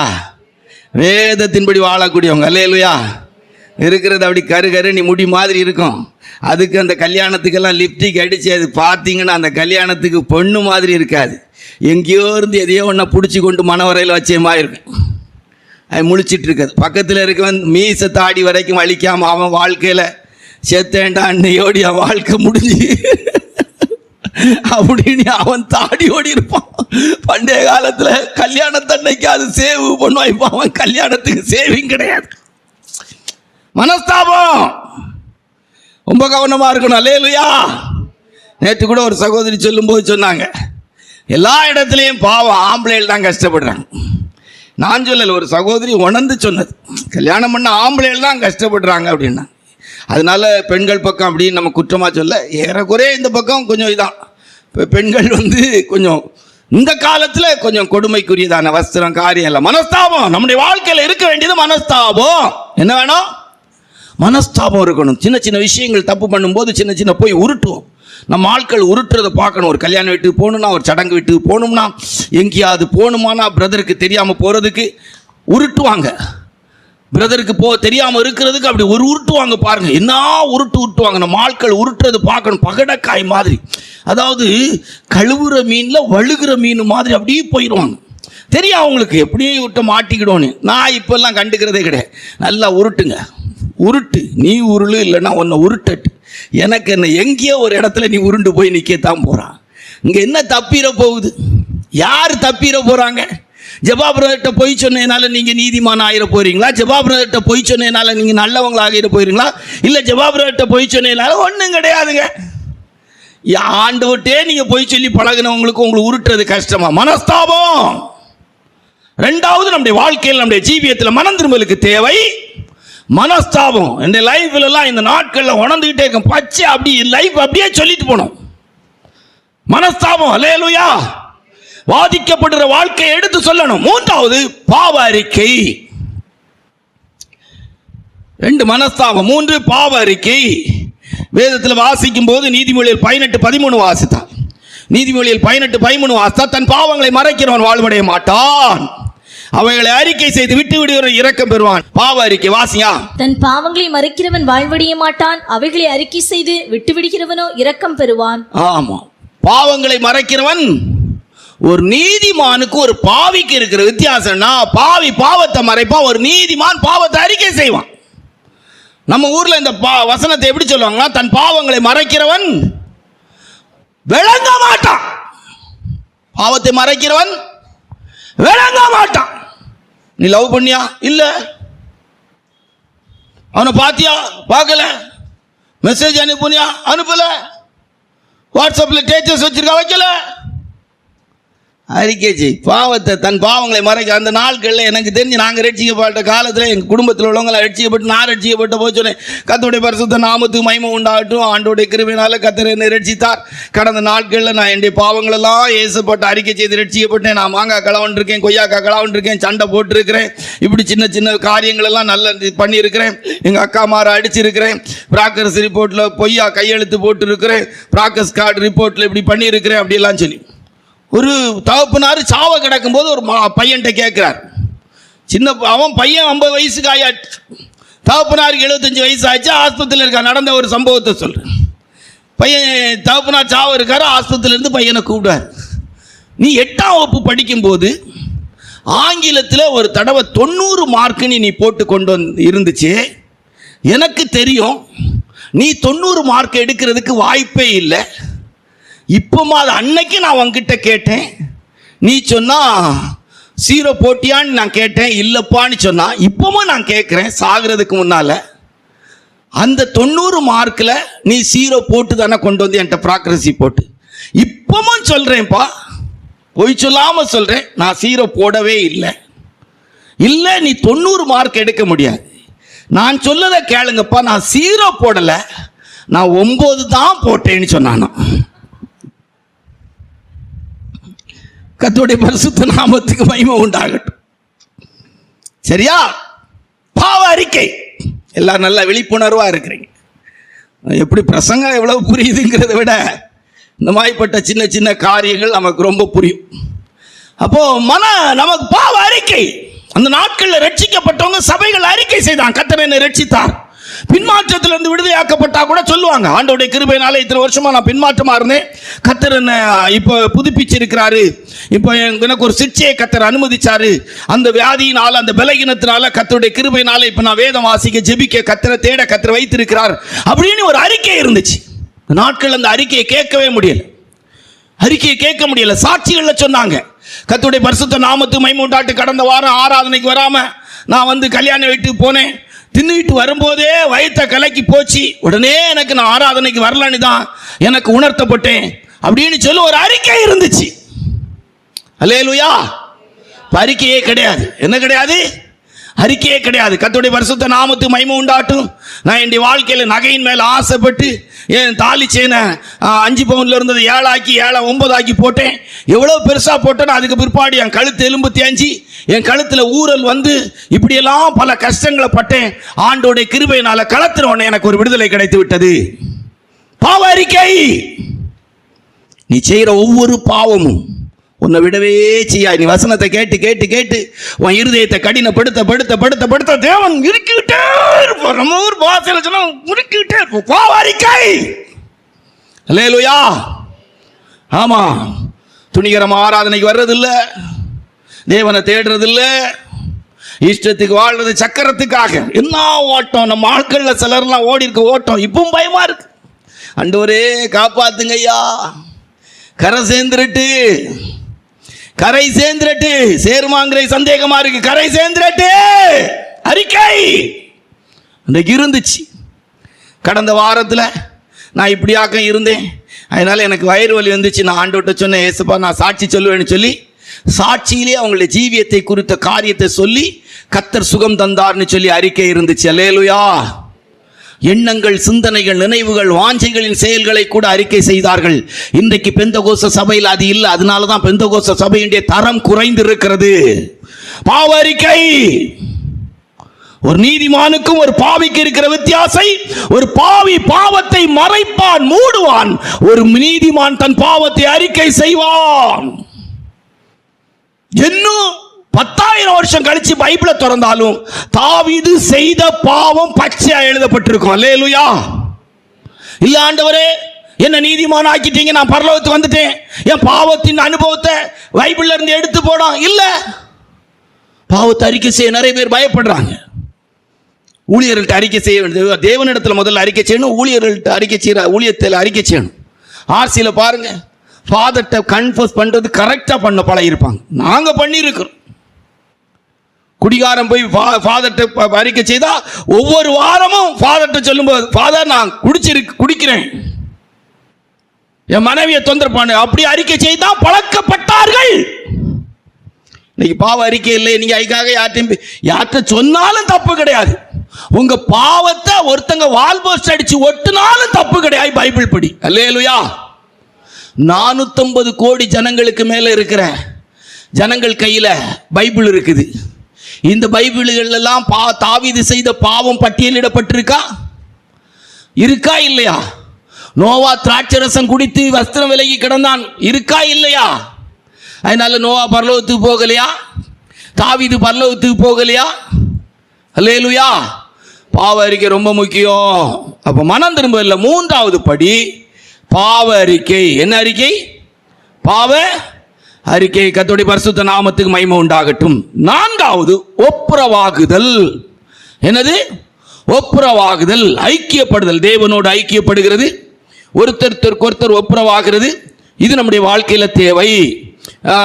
வேதத்தில் வாசிக்கும் போது ஒப்புரவாகுதல். மத்தேயு சுவிசேஷம் 5ஆம் அதிகாரம் 24 25. மத்தேயு சுவிசேஷம் 5ஆம் அதிகாரம் 24 25 வாசி. மத்தேயு சுவிசேஷம் 5ஆம் அதிகாரம் 24 25 வாசியா. அங்கேதானே பலிபீடத்தின் முன் உன் காணிக்கையை வைத்துவிட்டு போய் முன்பு உன் சகோதரனோட ஒப்புரமாக்கி பின்பு வந்து உன் காணிக்கையை. ஒப்புரவாகுதல் மனம் திரும்பலுக்குள்ள இருக்கிற 4வது படி என்னது? ஒப்புரவாகுதல். மாமியார் மருமகளோடு ஒப்புரவாகணும். மாமியார் நம்ம அடிக்கடி சொல்லுது, 2 மண்டே ஒன்னாக்கினால் 2 கொண்டே என்ன செய்ய முடியாது? ஒன்னாக்க முடியாது. அமெரிக்காவில் இருக்கிற ஒரு பிள்ளையை பார்த்து இவனுக்கு கல்யாணம் பண்ணி வச்சா இவன் அவன் கூட நல்லா வாழ்ந்துருவான். ஆனால் சொந்தத்தில் இருக்க ஒரு பிள்ளையை கட்டி வச்சாலுமே மாமியாருக்கும் மருமகளுக்கும் லடாயா தான் இருக்குது. அது நம்ம ஊரில் எடுத்து பார்த்தா எப்படி தான் இருக்குது. அப்போது எந்த மாமியார் மருமகளை நல்லவான்னு சொல்லியிருக்கிறாங்க? 100க்கு ஒரு 2 பேர் 5 பேராவது சொல்லியிருக்காங்களா? அந்த பக்கம் கல்யாணம் ஆன ஆம்பளைகிட்ட கேட்போம், எந்த மாமியார்? ஆனால் எத்தனையோ மருமகன் மாமியாரை நல்லவங்கன்னு சொல்கிறாங்க. சொல்கிறீங்களா பிரதர்? உங்கள் மாமியார் நல்லவங்க தானே? பார்த்தீங்களா? உங்கள் மாமியார்கிட்ட போய் கேளுங்க மருமகா எப்படிப்பட்டவங்கன்னு சொல்லி. நான் சொன்னது புரியுதா உங்களுக்கு? அப்போ 2 மண்டே ஒன்றாக்குனால் 2 கொண்டே என்ன செய்ய முடியாது? ஒன்றாக்க முடியாது. ஒப்புரவாக்குதல். 1000 வருஷ அரசாட்சியில் பாம்புக்கு புத்துல பாலகர் கைவிட்டாலும் பாம்பு என்ன செய்யாதான்? கடிக்காது. இங்கே மாமியாரும் மருமகளும் ஒரு வீட்டில் இருக்க முடியாது. 500 வருஷம் பரம்பரையாக கூட்டு குடும்பமாக வாழ்கிற ஒரு குடும்பத்தை, 100 வருஷமாக கூட்டு குடும்பமாக வாழ்கிற ஒரு குடும்பத்தை ஒரு சகோதரியால் லகுவாக பிரிக்க முடியும். அது உங்களுக்கு தான் அந்த பவர். அல்லேலூயா. எத்தனை வருஷமாக கூட்டு குடும்பமாக இருக்கிறதையும் பிரிக்கிறதுக்கு. எந்த மருமகளும் மாமியார் வீட்டில் இப்போ தங்குறது இல்லை. எந்த மருமகனும் அம்மா வீட்டில் தங்குறது இல்லை. அது எங்கே தங்குவான்னு உங்களுக்கு தெரியும். அல்லேலூயா. அந்த அளவுக்கு இப்போ என்ன செய்துட்டு நம்ம பிள்ளைகள் போடுற ஸ்கெட்ச் எல்லாம் மாஸ்டர் மைண்டில் உள்ள கட்சி. சாத்தானே அவங்கள்ட்ட போய் பிச்சை எடுக்கணும். அப்படி அழகா பிரிப்பாங்க. அப்படியே முதல்ல வந்தோடனே மாமியார் அம்மை அம்மை அம்மனி கூடுவாங்க. இவங்க உடனே பெத்த பிள்ளையை விட மருமக மருமக மருமகாம்பாங்க. 6 மாதம் 1 வருஷம் 1.5 வருஷம் ஆகும்போது அத்தை அத்தை ஐக்க பிற்பாடு 2-3 வருஷம் ஆன பிற்பாடு உங்கள் அம்மட்ட கவனமாக இருங்க, உங்கள் அம்மட்ட கவனமாக இருங்கம்பாங்க. அப்புறம் ஒரு 3 வருஷத்துக்கு பிற்பாடு இவர் பழகிடுவார்ல. அப்புறம் இவர் இந்த அடிக்கப்படும்படி கொண்டு போகப்படுற ஆட்டுக்குட்டியை போல மாதிரி கைத்திரி முன்பாக சத்தமிடாது. அங்கே போவோமா, வீடை மாற்றிக்கொள்வோமா, அது பக்கமே நாம் இருந்தால் நமக்கு பக்கமாக இருக்கும், பிள்ளையை படிக்க வைக்க பக்கமாக இருக்கும், வசதியாக இருக்கும். அப்படியே பிரித்து அது போக்கில் அது பாவம். இந்த ஆடு தரன்னு இறச்சி இடையை கூட்டு போகிற மாதிரி அது போக்கில் அது போகும். அவ்வளோதான் முடிச்சு. நிலவரம் அப்படி இருக்கு. காரணம் இது யாரும் இல்லை, புருஷன் காரணம் கிடையாது, மாமியார் காரணம், மருமக காரணம். அங்கதான் அதைத்தான் சொல்லேன். அல்லேலூயா. உரசல் இருக்குது. அல்லேலூயா. உரசல் ஆகிறதுனால மருமக திட்டம் போடுறாங்க. பிரிஞ்சு போயிட்டா சமாதானமா நாமளும் நம்ம குடும்பமும் நல்லா இருப்போம்னு சொல்லி. அல்லேலூயா. மருமகளுக்கு மகளுக்கு எத்தனை பிரமாணம் போட்டாலும் அது பிரமாணமா மகளுக்கு தெரியாது. மருமகளுக்கு பிரமாணம் போடும்போது சின்ன பிரமாணம். அந்த கப்பை நீ கழுவி வச்சிருக்கலாமேன்னா உங்க அம்மா எனக்கு பலகீனத்தை புரியாம பேசுவேன். அப்படி ஒரு கப்பு கழுவாமலா இருக்கக்கூடிய ஆளு. வீட்டில் எவ்வளவு பாத்திரம் கழுவி இருக்கிறேன், எவ்வளவு சுத்தம் பண்ணி வச்சிருக்கேன். நீங்களே சில நேரம் சொல்லியிருக்கேன், ஏன் இப்படி இழுத்து போட்டு வேலை. அன்னைக்கு ஒரு பிளேட்டை கழுவாமோ கப்பு கழுவாம வச்சுட்டு போனேன். உங்க அம்மா என்கிட்ட அப்படி சொன்னாங்க. அவங்க மகானா அப்படி சொல்லுவாங்களா? அவங்க மகானா 2 சாத்தி சொல்லியிருப்பாங்க. புரியுதா உங்களுக்கு பிரசங்கம்? ஒப்புரவாகுதல். நீ மாமியார் மருமகெல்லாம் சண்டை போட்டுக்கிட்டெல்லாம் இருந்தீங்கன்னா பரலோகத்தில் கொண்டு வைக்க முடியாது, வேற இடத்துல தான் வைக்கணும். இடம் எங்கள் இடம் எனக்கு தெரியாது. அதனால கவனமாக வாழ்ந்துருங்க. ஒப்புரவாகுதல் என்னது? ஒப்புரவாகுதல். சகோதரிமார்களுக்கெல்லாம் இப்போ மாமியார் குடும்பத்தில் வாழக்கூடிய விருப்பமே கிடையாது. அன்னைக்கு சொன்னாங்க, மருமகளே மருமகளே வா வா, உன் வலது காலை எடுத்து வைத்து வா வா. இப்ப பாடணும், மருமகளே மருமகளே வா வா, என் மகனை கூட்டிக் கொண்டு ஓடி போ வா வா. அப்படி அப்ப எப்படி பாடினாங்க? மருமகளே பாட்டு கல்யாணம் முடிஞ்சு வரும்போது ஒரு பாட்டு, மருமகளே மருமகளே வா வா, உன் வலது காலை எடுத்து வைத்து வா வா. இப்ப என்ன பாடணும்? மருமகளே மருமகளே வா வா, என் மகனை அழைத்து கொண்டு போ போ. உண்மைதான் சொல்றேன். ஐக்கியம், ஒப்புரவாகுதல். மனம் திரும்புதலுக்கு என்ன இருக்கு? ஒப்புரவாகுதல். 1க்கு 4 நேரம் மன்னிப்பு கேட்கலாம், தப்பு கிடையாது. மன்னிச்சிருங்க, எங்க என்ன மன்னிச்சிருங்க, நான் சொல்லி கொடுப்பேன். குடும்ப வாழ்க்கையில் ஒரு பிள்ளையை கஷ்டப்பட்டு ஒருத்தன் பாத்திரக்கூடாது, பேசிடக்கூடாது, தொட்டுறக்கூடாது, இப்படியெல்லாம் வளர்த்து ஒருத்தன் கையில் கொண்டு கொடுக்குறோம். நீ ஒன்றையே கொடுத்துருக்கு, உனக்கு என்ன இருக்கு? எங்க என்ன மன்னிச்சிருங்க, நான் பேசினது தப்பு, நான் பேசினது தப்பு. நம்ம ஐக்கியமாக இருப்போம். உறங்கும்போது ஒரு ஐக்கியமாக ஒப்புரவாகி உறங்கினா எவ்வளோ நல்லா இருக்கும். காணிக்கை கொண்டு வரும்போது நீ ஒப்புரவாயிட்டு வந்து காணிக்கை கொடு, நீ என்ன செய்திருக்கு சொல்லியிருக்க. அல்லேலூயா. எவ்வளோ ஒப்புரவாகுதல் தேவை. இன்னைக்கு நிறைய பேருடைய சரீரங்களில் இருக்கிற வியாதிகளுக்கு காரணம் இந்த ஒப்புரவாகுதல் இல்லாதே தான் காரணம். அல்லேலூயா. நல்ல மனப்பூர்வமாக ஒப்புரவாகிட்டு தூங்கி பாருங்க. ராத்திரி ஒருத்தர் மேலே மன கஷ்டம் இல்லாமல் உறங்கி பாருங்க. சில நேரங்களில் இவ்வளோ பிரசங்கம் பண்ணுறேன்னா இந்த சகோதரிமார்களை விடுவேண்ணா, யோசித்து பாருங்கள். சும்மா அப்படி விடுவேன், விடல மாட்டினல கொஞ்சம் சுதந்திரம் கொடுப்போம். கொஞ்சம் அவுத்து விட்டு மேய மாடு மாதிரி மேயம். அது காலையிலேருந்து சாயங்காலம் வரைக்கும் இருக்கும். சாயங்காலம் தொழுவத்தில் கெட்ட வேண்டிய நேரம் வரும்போது மாட்டுக்கு வர விருப்பம் இருக்காது, பிடிச்சி இழுத்து கொண்டு கட்டுவோம். அப்போ சரடு சில நேரம் இழுக்கும், நமக்கு தெரியும் இழுத்து தான் நம்ம கொண்டு வந்திருக்கோம், சரடு இருக்கும். அப்போ ராத்திரி ஃபோன் பண்ணினாலும் சரி வருத்தப்படாதீங்க, நான் இதுக்கு தான் சொன்னேன், சரி நான் சொன்னதே தப்பு, மன்னிச்சிடுங்க, நீ ஒப்புரவாகிட்டான் உறங்கும். ஏன்னா ஒருவேளை ராத்திரி உயிர் போயிட்டா ராத்திரி உங்களுக்கு பிரசங்கம் புரியாதுங்க, ஏன் லைஃப் வச்சு சொல்லுங்க.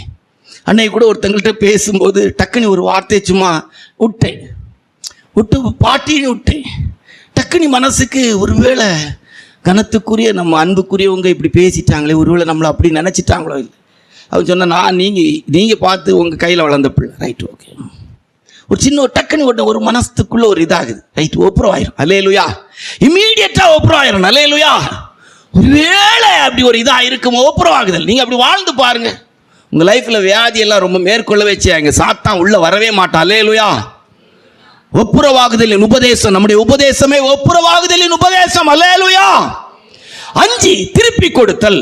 லூக்கா சுவிசேஷம் 19ஆம் அதிகாரத்தில் வாசிக்கும் போது மனம் திரும்புதல் இருக்கிற 5வது படி திருப்பி கொடுத்தல். லூக்கா சுவிசேஷம் 19ஆம் அதிகாரத்தில் 8-9 வாசிக்கும் போது 8-9 வாசிங்க. கர்த்தரை நோக்கி, ஆண்டவரே, என் ஆஸ்திகளில் பாதியை ஏழைகளுக்கு கொடுக்கிறேன்.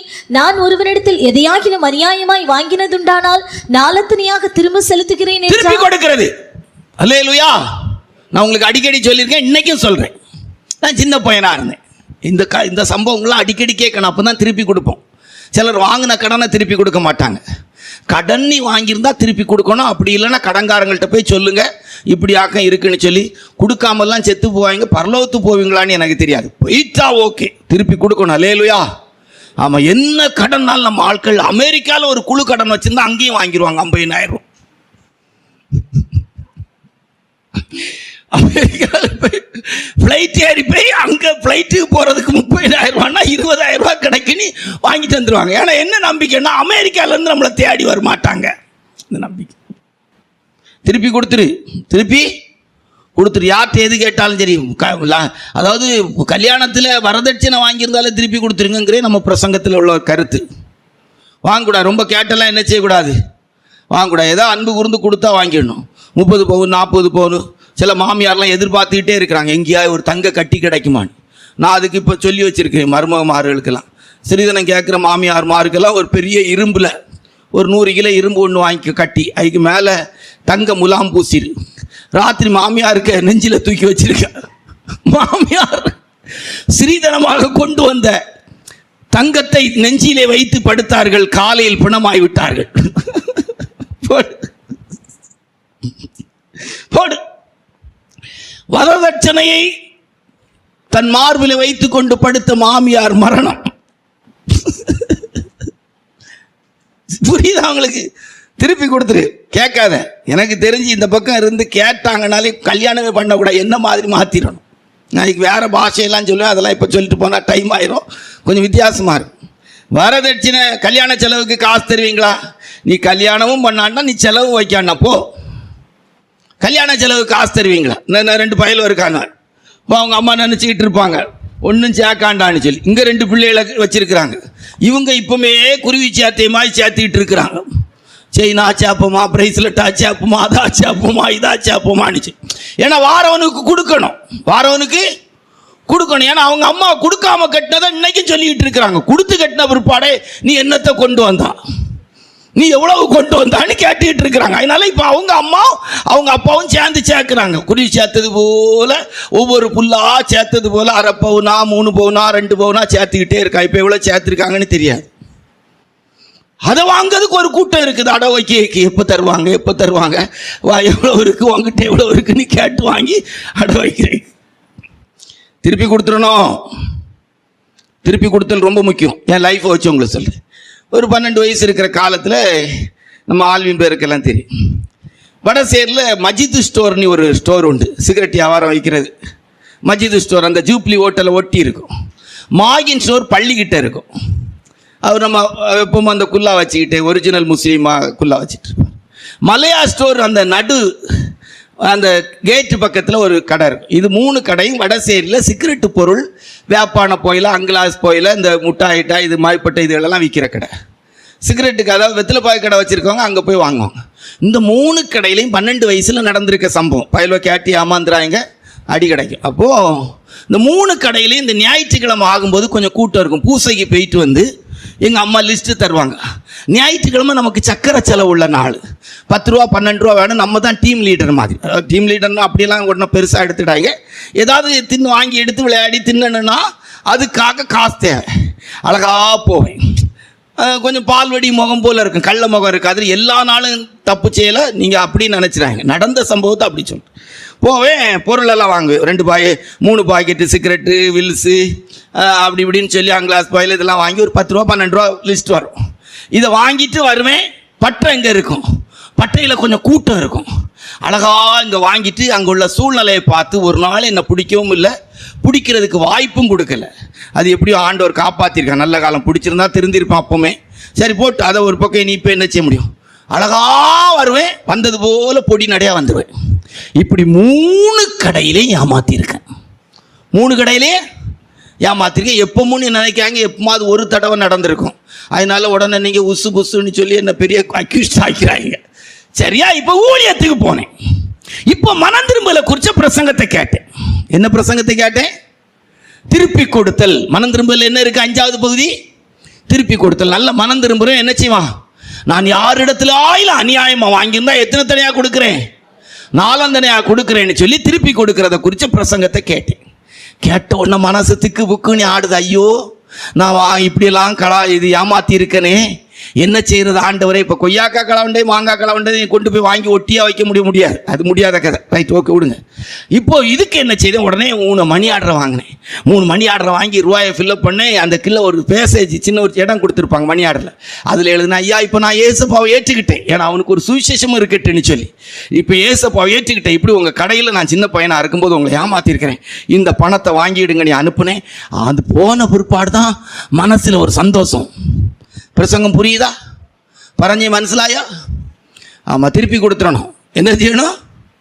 இவ்வுலகத்தின் அதிபதி வருகிறான், அவனுக்கு என்ன இடத்துல ஒன்றுமே இல்லை. அல்லேலூயா. சூப்பராக நம்முடைய லைஃப் எப்பவும் திருப்பி கொடுத்துடணும். எதுவுமே நம்ம வாழ்க்கையில் கடனாக இருக்கக்கூடாது. அல்லேலூயா. கொடுக்க வேண்டியதெல்லாம் திருப்பி கொடுத்துடணும். திருப்பி கொடுக்கணும்னு சொல்லி மாமியார் ஒரு யாச்சி ஆச்சுன்னா மாமியாருக்கு 2 யாருப்பு அறுத்துடக்கூடாது, திருப்பி கொடுத்தேன்னு சொல்லி. அது வேற வச்சிருப்பாங்க நம்ம ஆட்கள். சரியா? அந்த மாதிரி திருப்பி கொடுக்கறதுல எங்கேயாவது எதையா வாங்கி. 6 மனம் திரும்பலுக்குள்ள இருக்கிற 6வது அனுபவம் என்ன அப்படின்னா, வேத புஸ்தகம் நமக்கு சொல்லிக் கொடு. 1 யோவான் 1ஆம் அதிகாரம் 7வது வசனத்தை வாசித்தான். 1 யோவான் 1ஆம் அதிகாரம் 7வது வசனம் வாசியா. அவர் ஒளியில் இருக்கிறது போல நாமும் ஒளியிலே நடந்தால் ஒருவரோடு ஒருவர் ஐக்கியப்பட்டு இருப்போம். அவருடைய குமாரனாகிய இயேசு கிறிஸ்துவின் இரத்தம் சகல பாவங்களையும் நீக்கி நம்மை சுத்திகரிக்கும். இயேசுவின் இரத்தத்தினால் கழுவப்படுவோம். எப்படி என்னப்படுவோம்? இதில் இருக்கிற அசுத்தத்தை கழுவுறது போல இதில் உள்ள அசுத்தத்தை எடுத்தாலும் இந்த அசுத்தத்தின் தன்மை இருக்கும்னா ஈச்சி வரும். கழுவப்படுதல், இயேசுவின் இரத்தத்தினால கழுவப்படுதல். ஆண்டோடைய இரத்தம், இயேசு கிறிஸ்துவின் இரத்தம் சகல பாவங்களை நீக்கி சுத்திகரிக்கும். ஆண்டோடைய இரத்தத்தினால் கழுவப்படுகிறது. நம்முடைய வாழ்க்கையில் மனம் திரும்பலின் 6வது படி. 7வது படி என்று சொல்லும்போது, ஒரிஜினல் மனம் திரும்பலுக்குள்ள இருக்கிற 7வது அனுபவம் என்னன்னு சொன்னா, லூக்கா சுவிசேஷத்தில் வாசிக்கும் போது 18ஆம் அதிகாரம் 13 14 வாசித்தா. 18ஆம் அதிகாரம் 13 14 வாசித்தா. வாசிங்க. 18ஆம் அதிகாரம் 13 14 வாசியா. ஆயக்காரன் தூரத்திலே நின்று தன் கண்களையும் வானத்துக்கு ஏறெடுக்க துணியாமல் தன் மார்பிலே அடித்துக்கொண்டு, தேவனே, பாவியாகி என்மேல் கிருபையாயிரும் என்றான். அவன் அல்ல, இவனே நீதிமானாக்கப்பட்டவன். நீதிகரிக்கப்படுதல். என்ன படுதல்? நீதிகரிக்கப்படுதல். நல்லா கவனிச்சு கொள்ளுங்க. இந்த நீதிகரிக்கப்படுதல் என்கிறத உங்களுக்கு இப்ப விளக்கி சொல்றோம். கடந்த அக்டோபர் மாசத்துல நல்லா புரிஞ்சு கொள்ளுங்க. பிரசங்கத்தை புரிகிறதுக்கு நம்ம சபைக்கு ஏற்றபடி பேசுறேன். எல்லாரும் விழிப்பா இருக்கிறீங்களா? அல்லேலூயா. கர்த்தருடைய பரிசுத்த நாமம். இந்த ஷீட் எல்லாம் போன வருஷம் அக்டோபர் மாதம் ரொம்ப அழுக்காக இருந்துச்சு. இப்போ நம்ம விசுவாச தெய்வ பிள்ளைகள் எல்லாம் சேர்ந்து அதை கழுவுனாங்க. கழுவுனீங்களா? அதில் உள்ள அழுக்கு போச்சுதா? அழுக்கு போச்சுதா? ஆனால் அது கலர் எப்படி இருந்துச்சு? டிம்மாக இருந்துச்சு. அல்லேலூயா. பெயிண்ட் வாங்கி அடித்த உடனே அது புதுசாக வெளுவெளுனி ஆயிட்டு. அல்லேலூயா. ஏசப்பாவின் இரத்தத்தினால் கழுவப்படுகிற ஒரு அனுபவம் ஒன்று இருக்குது. நீதிகரிக்கப்படுதல். அல்லேலூயா. குற்றமற்றவன். ஆண்டு மனம் திரும்புகிற மனிதனுடைய வாழ்க்கையில் குற்றமற்றவன். அல்லேலூயா. அந்த பெயிண்ட் அடித்த பிற்பாடு அதில் கழுவப்பட்டதுக்கு முன்னால் கழுவுறதுக்கு முன்னால் இருந்தது, கழுவுன பிற்பாடு இருந்த எந்த தன்மையும் இல்லை. அது புதுசாக பெயிண்ட் கலரில் வெளுவெளுன்னு இருந்துச்சு. அல்லேலூயா. நீதிகரிக்கப்படுதல். நீங்கள் உண்மையாக மனம் திரும்பின பிற்பாடு நீங்கள் பழைய காலத்தில் செய்த எந்த பாவத்தை குறித்து யார் பேசினாலும் உங்கள் மனசாட்சி வாதிக்காது. காரணம், நீங்கள் நீதிகரிக்கப்பட்டிருக்கிறீர்கள். அல்லேலூயா. இயேசு கிறிஸ்துவின் இரத்தத்துக்குள்ளே மன்னிப்பை பெற்று தேவனால் நீங்கள் நீதிமான் என்று நீதிகரிக்கப்பட்டிருக்கிறீர்கள். அல்லேலூயா. அதுக்கு பிற்பாடு இந்த பாவத்தை குறித்து எத்தனை தடவை பேசினாலும் உங்கள் மனசாட்சி வாதிக்காது. இல்லை நன்றி இருக்கும். எப்படி இருக்கும்? கர்த்தர் என்னை நீதிகரிச்சிட்டாரே, என் பாவத்தை மன்னித்துட்டாரே. அல்லேலூயா. அதனால தான் சொல்லியிருக்கு, பாவம் ஆக்கினைக்குள்ளாக தீர்க்கப்படுகிறது. இப்போ ஒரு மனிதனுடைய பாவத்தை கர்த்தர் மன்னிக்கும் போது எப்படி மன்னிக்கிறார்? ஒரு 7 கருத்து. இப்போ நான் மனம் திரும்பும் போது என் பாவத்தின் எவிடன்ஸையே கர்த்தர் என்ன செய்கிறார்? தேவையில்லை. அல்லேலூயா. இந்த மார்க்கம் கிறிஸ்தவம் வளர்றதுக்கு காரணம் தானே. ஒரு மனுஷன் எப்படிப்பட்ட பாவியுடைய பாவத்தை கர்த்தர் மன்னிக்கிறார், பாவம் மன்னிக்கப்படும் போது என்ன நடக்கிறது? ஒரு 7 விஷயத்தை சுருக்கமா சொல்லிட்டு போவோம். ரைட்டா? பாவத்தை கர்த்தர் மன்னிக்கும் போது ஏசாயாவுடைய புஸ்தகம் 44:22 வாசித்தால். ஏசாயாவுடைய புஸ்தகம் 44:22 வாசித்தா. வாசிங்க. உன் மீறுதல்களை மேகத்தைப் போலவும் உன் பாவங்களை கார்மேகத்தைப் போலவும் அகற்றிவிட்டேன். மேகத்தை கலச்சி அகற்றுறது போல பாவத்தை என்ன செய்திருவாரா? அகற்றி விடுகிறார். அடுத்த 2வது வாசிக்கும் போது மீகாவுடைய புஸ்தகம் 7:19 வாசித்தா. மீகா 7:19 வாசித்தா. வாசிங்க. அவர் திரும்ப நம்மில் இறங்குவார், நம்முடைய அக்கிரமங்களை அடக்கி நம்முடைய பாவங்களை எல்லாம் சமுத்திரத்தின் ஆழங்களில் போட்டு விடுவார். மனுஷன் எவ்வளவோ கண்டுபிடிச்சுட்டான், சமுத்திரத்தின் ஆழத்தை என்ன செய்யல? கண்டுபிடிக்கல. ஏன்னா ஒருவேளை கண்டுபிடிச்சா நான் ஏன் பாவம்லாம் அங்கே கிடக்குமா இருக்கும். அல்லேலூயா. ஏன்னா ஒரு இதுக்காக சும்மா சந்தோஷத்துக்காக சொல்றேன். சமுத்திரத்தின் ஆழத்தில் என்ன இருக்கான்? கண்டுபிடிக்க முடியாத ஆழத்துக்குள்ள தேவன் ஒரு மனிதனி பாவத்தை மன்னிக்கும் போது அந்த எவிடன்ஸ் எல்லாம் எங்கே கொண்டு போட்டுருவாராம்? சமுத்திரத்தின் ஆழத்தில் போட்டுருவாரு. அல்லேலூயா. நான் நினைக்கிறேன், ஒருவேளை அன்னைக்கு பன்னி மூலமாக போன சாத்தான்லாம் அந்த சமுத்திரத்தின் ஆழத்தை தான் போய் தேடிட்டு இருப்பானா இருக்கும். எந்த ஆழத்தில் ஜெபாவுக்கு பாவம் கிடக்கு, எந்த ஆழத்தில் இந்த பிரதருக்கு பாவம் கிடக்கு, எந்த ஆழத்தில் இந்த சகோதரிக்கு பாவம் கிடக்குன்னு இருக்கான். நாங்கள் ஆழத்துக்குள்ளே போக விட மாட்டார். அல்லேலூயா. இப்போ 3வது, ஆண்டவர் நம்முடைய பாவத்தை மன்னிக்கிற வேளையிலே என்ன செய்கிறார் என்று சொன்னால், சங்கீதங்களின் புஸ்தகம் 103:12 வாசித்தா. சங்கீதங்களின் புஸ்தகம் 103:12 வாசித்தா. மேற்குக்கும் கிழக்குக்கும் எவ்வளவு தூரமோ அவ்வளவு நம்முடைய பாவத்தை கர்த்தர் விலக்குகிறார். வாசிங்க. மேற்குக்கும் கிழக்குக்கும் எவ்வளவு தூரமோ அவ்வளவு தூரமாய் அவர் நம்முடைய பாவங்களை நம்மை விட்டு விலக்கினார். இசை, ஆசை, திசை 3க்கும் முடிவு கிடையாது. அல்லேலூயா. ஏறக்குறைய ஒரு 70 ஆண்டுகளுக்கு மேல இசை இசையில புயல், ஞானி அப்படின்னு சொல்லி பல விதங்கள்ல இருக்கிறாங்க. ஆனா இப்பவும் இசைக்கு முடிவு என்ன செய்யல? இல்லை. இசை முடிவை கண்டுபிடிக்க முடியாது. ஆசைக்கு முடிவு என்ன செய்யாது? மீசை நிறைச்சாலும் ஆசை என்ன செய்யாது? நிறைக்காது. அதனால தானே வெள்ளை மீசை கருப்பாக்கி வச்சு நடந்துகிட்டு இருக்கிறோம். அல்லேலூயா. மீசை நிறைச்சாலும் ஆசை என்ன செய்யாது? நரைக்காது. அல்லேலூயா. அதே போல திசைக்கு முடிவு கிடையாது. அல்லேலூயா. மேற்க நோக்கி போய்கிட்டே இருங்க, மேற்கு திசை இவ்வளவுதான் அப்படின்னு என்ன செய்ய முடியாது? சொல்ல முடியாது. ஆண்டவர் மேற்குக்கும் கிழக்குக்கும் எவ்வளவு தூரமோ அவ்வளவாய் நம்முடைய பாவத்தை விலக்குகிறார். அல்லேலூயா. எவ்வளவு அன்புள்ள தெய்வம் பாருங்க. அடுத்தது 4வது வேதத்தில் வாசிக்கும் போது ஆண்டவர் நம்முடைய பாவத்தை மன்னிக்கும் போது ஏசாயாவுடைய புத்தகம் 38:17 வாசித்தா. ஏசாயா 38:17 வாசித்தா. வாசிங்க. இதோ சமாதானத்துக்கு பதிலாக மகா கசப்பு வந்திருந்தது. தேவரீரோ என் ஆத்துமாவை நேசித்து அழிவின் குழிக்கு விலக்கினீர். என் பாவங்களை எல்லாம் உமது முதுகுக்கு பின்னாக எறிந்து. யாருக்கு முதுகு பின்னால போட்டாங்க? ஏன் முதுகு பின்னால்? அப்படிதானா? ஆண்டவருடைய முதுகு பின்னால். அல்லேலூயா. நீங்க எப்பமாவது உங்க முதுகு எப்படி திரும்பி பார்த்துருக்கீங்களா? பார்க்கல. அல்லேலூயா. ஆண்டவர் நம்முடைய பாவத்தை மன்னிக்கும் போது அவரே பார்க்க முடியாத அளவு கொண்டு வந்துடுறாரு. அல்லேலூயா. சொன்ன புரியுதா புரியலையா? தேவன் நம்ம மனம் திரும்புவதும் நம்முடைய பாவத்தெல்லாம் மன்னிக்கும் போது அவங்க முதுகுக்கு முன்னால் போட்டு அவங்களே ஏசப்பாவே என்ன செய்ய முடியாது அந்த பாவத்தை. சரி, எவ்வளோ அன்புள்ள தெய்வம் பாருங்க.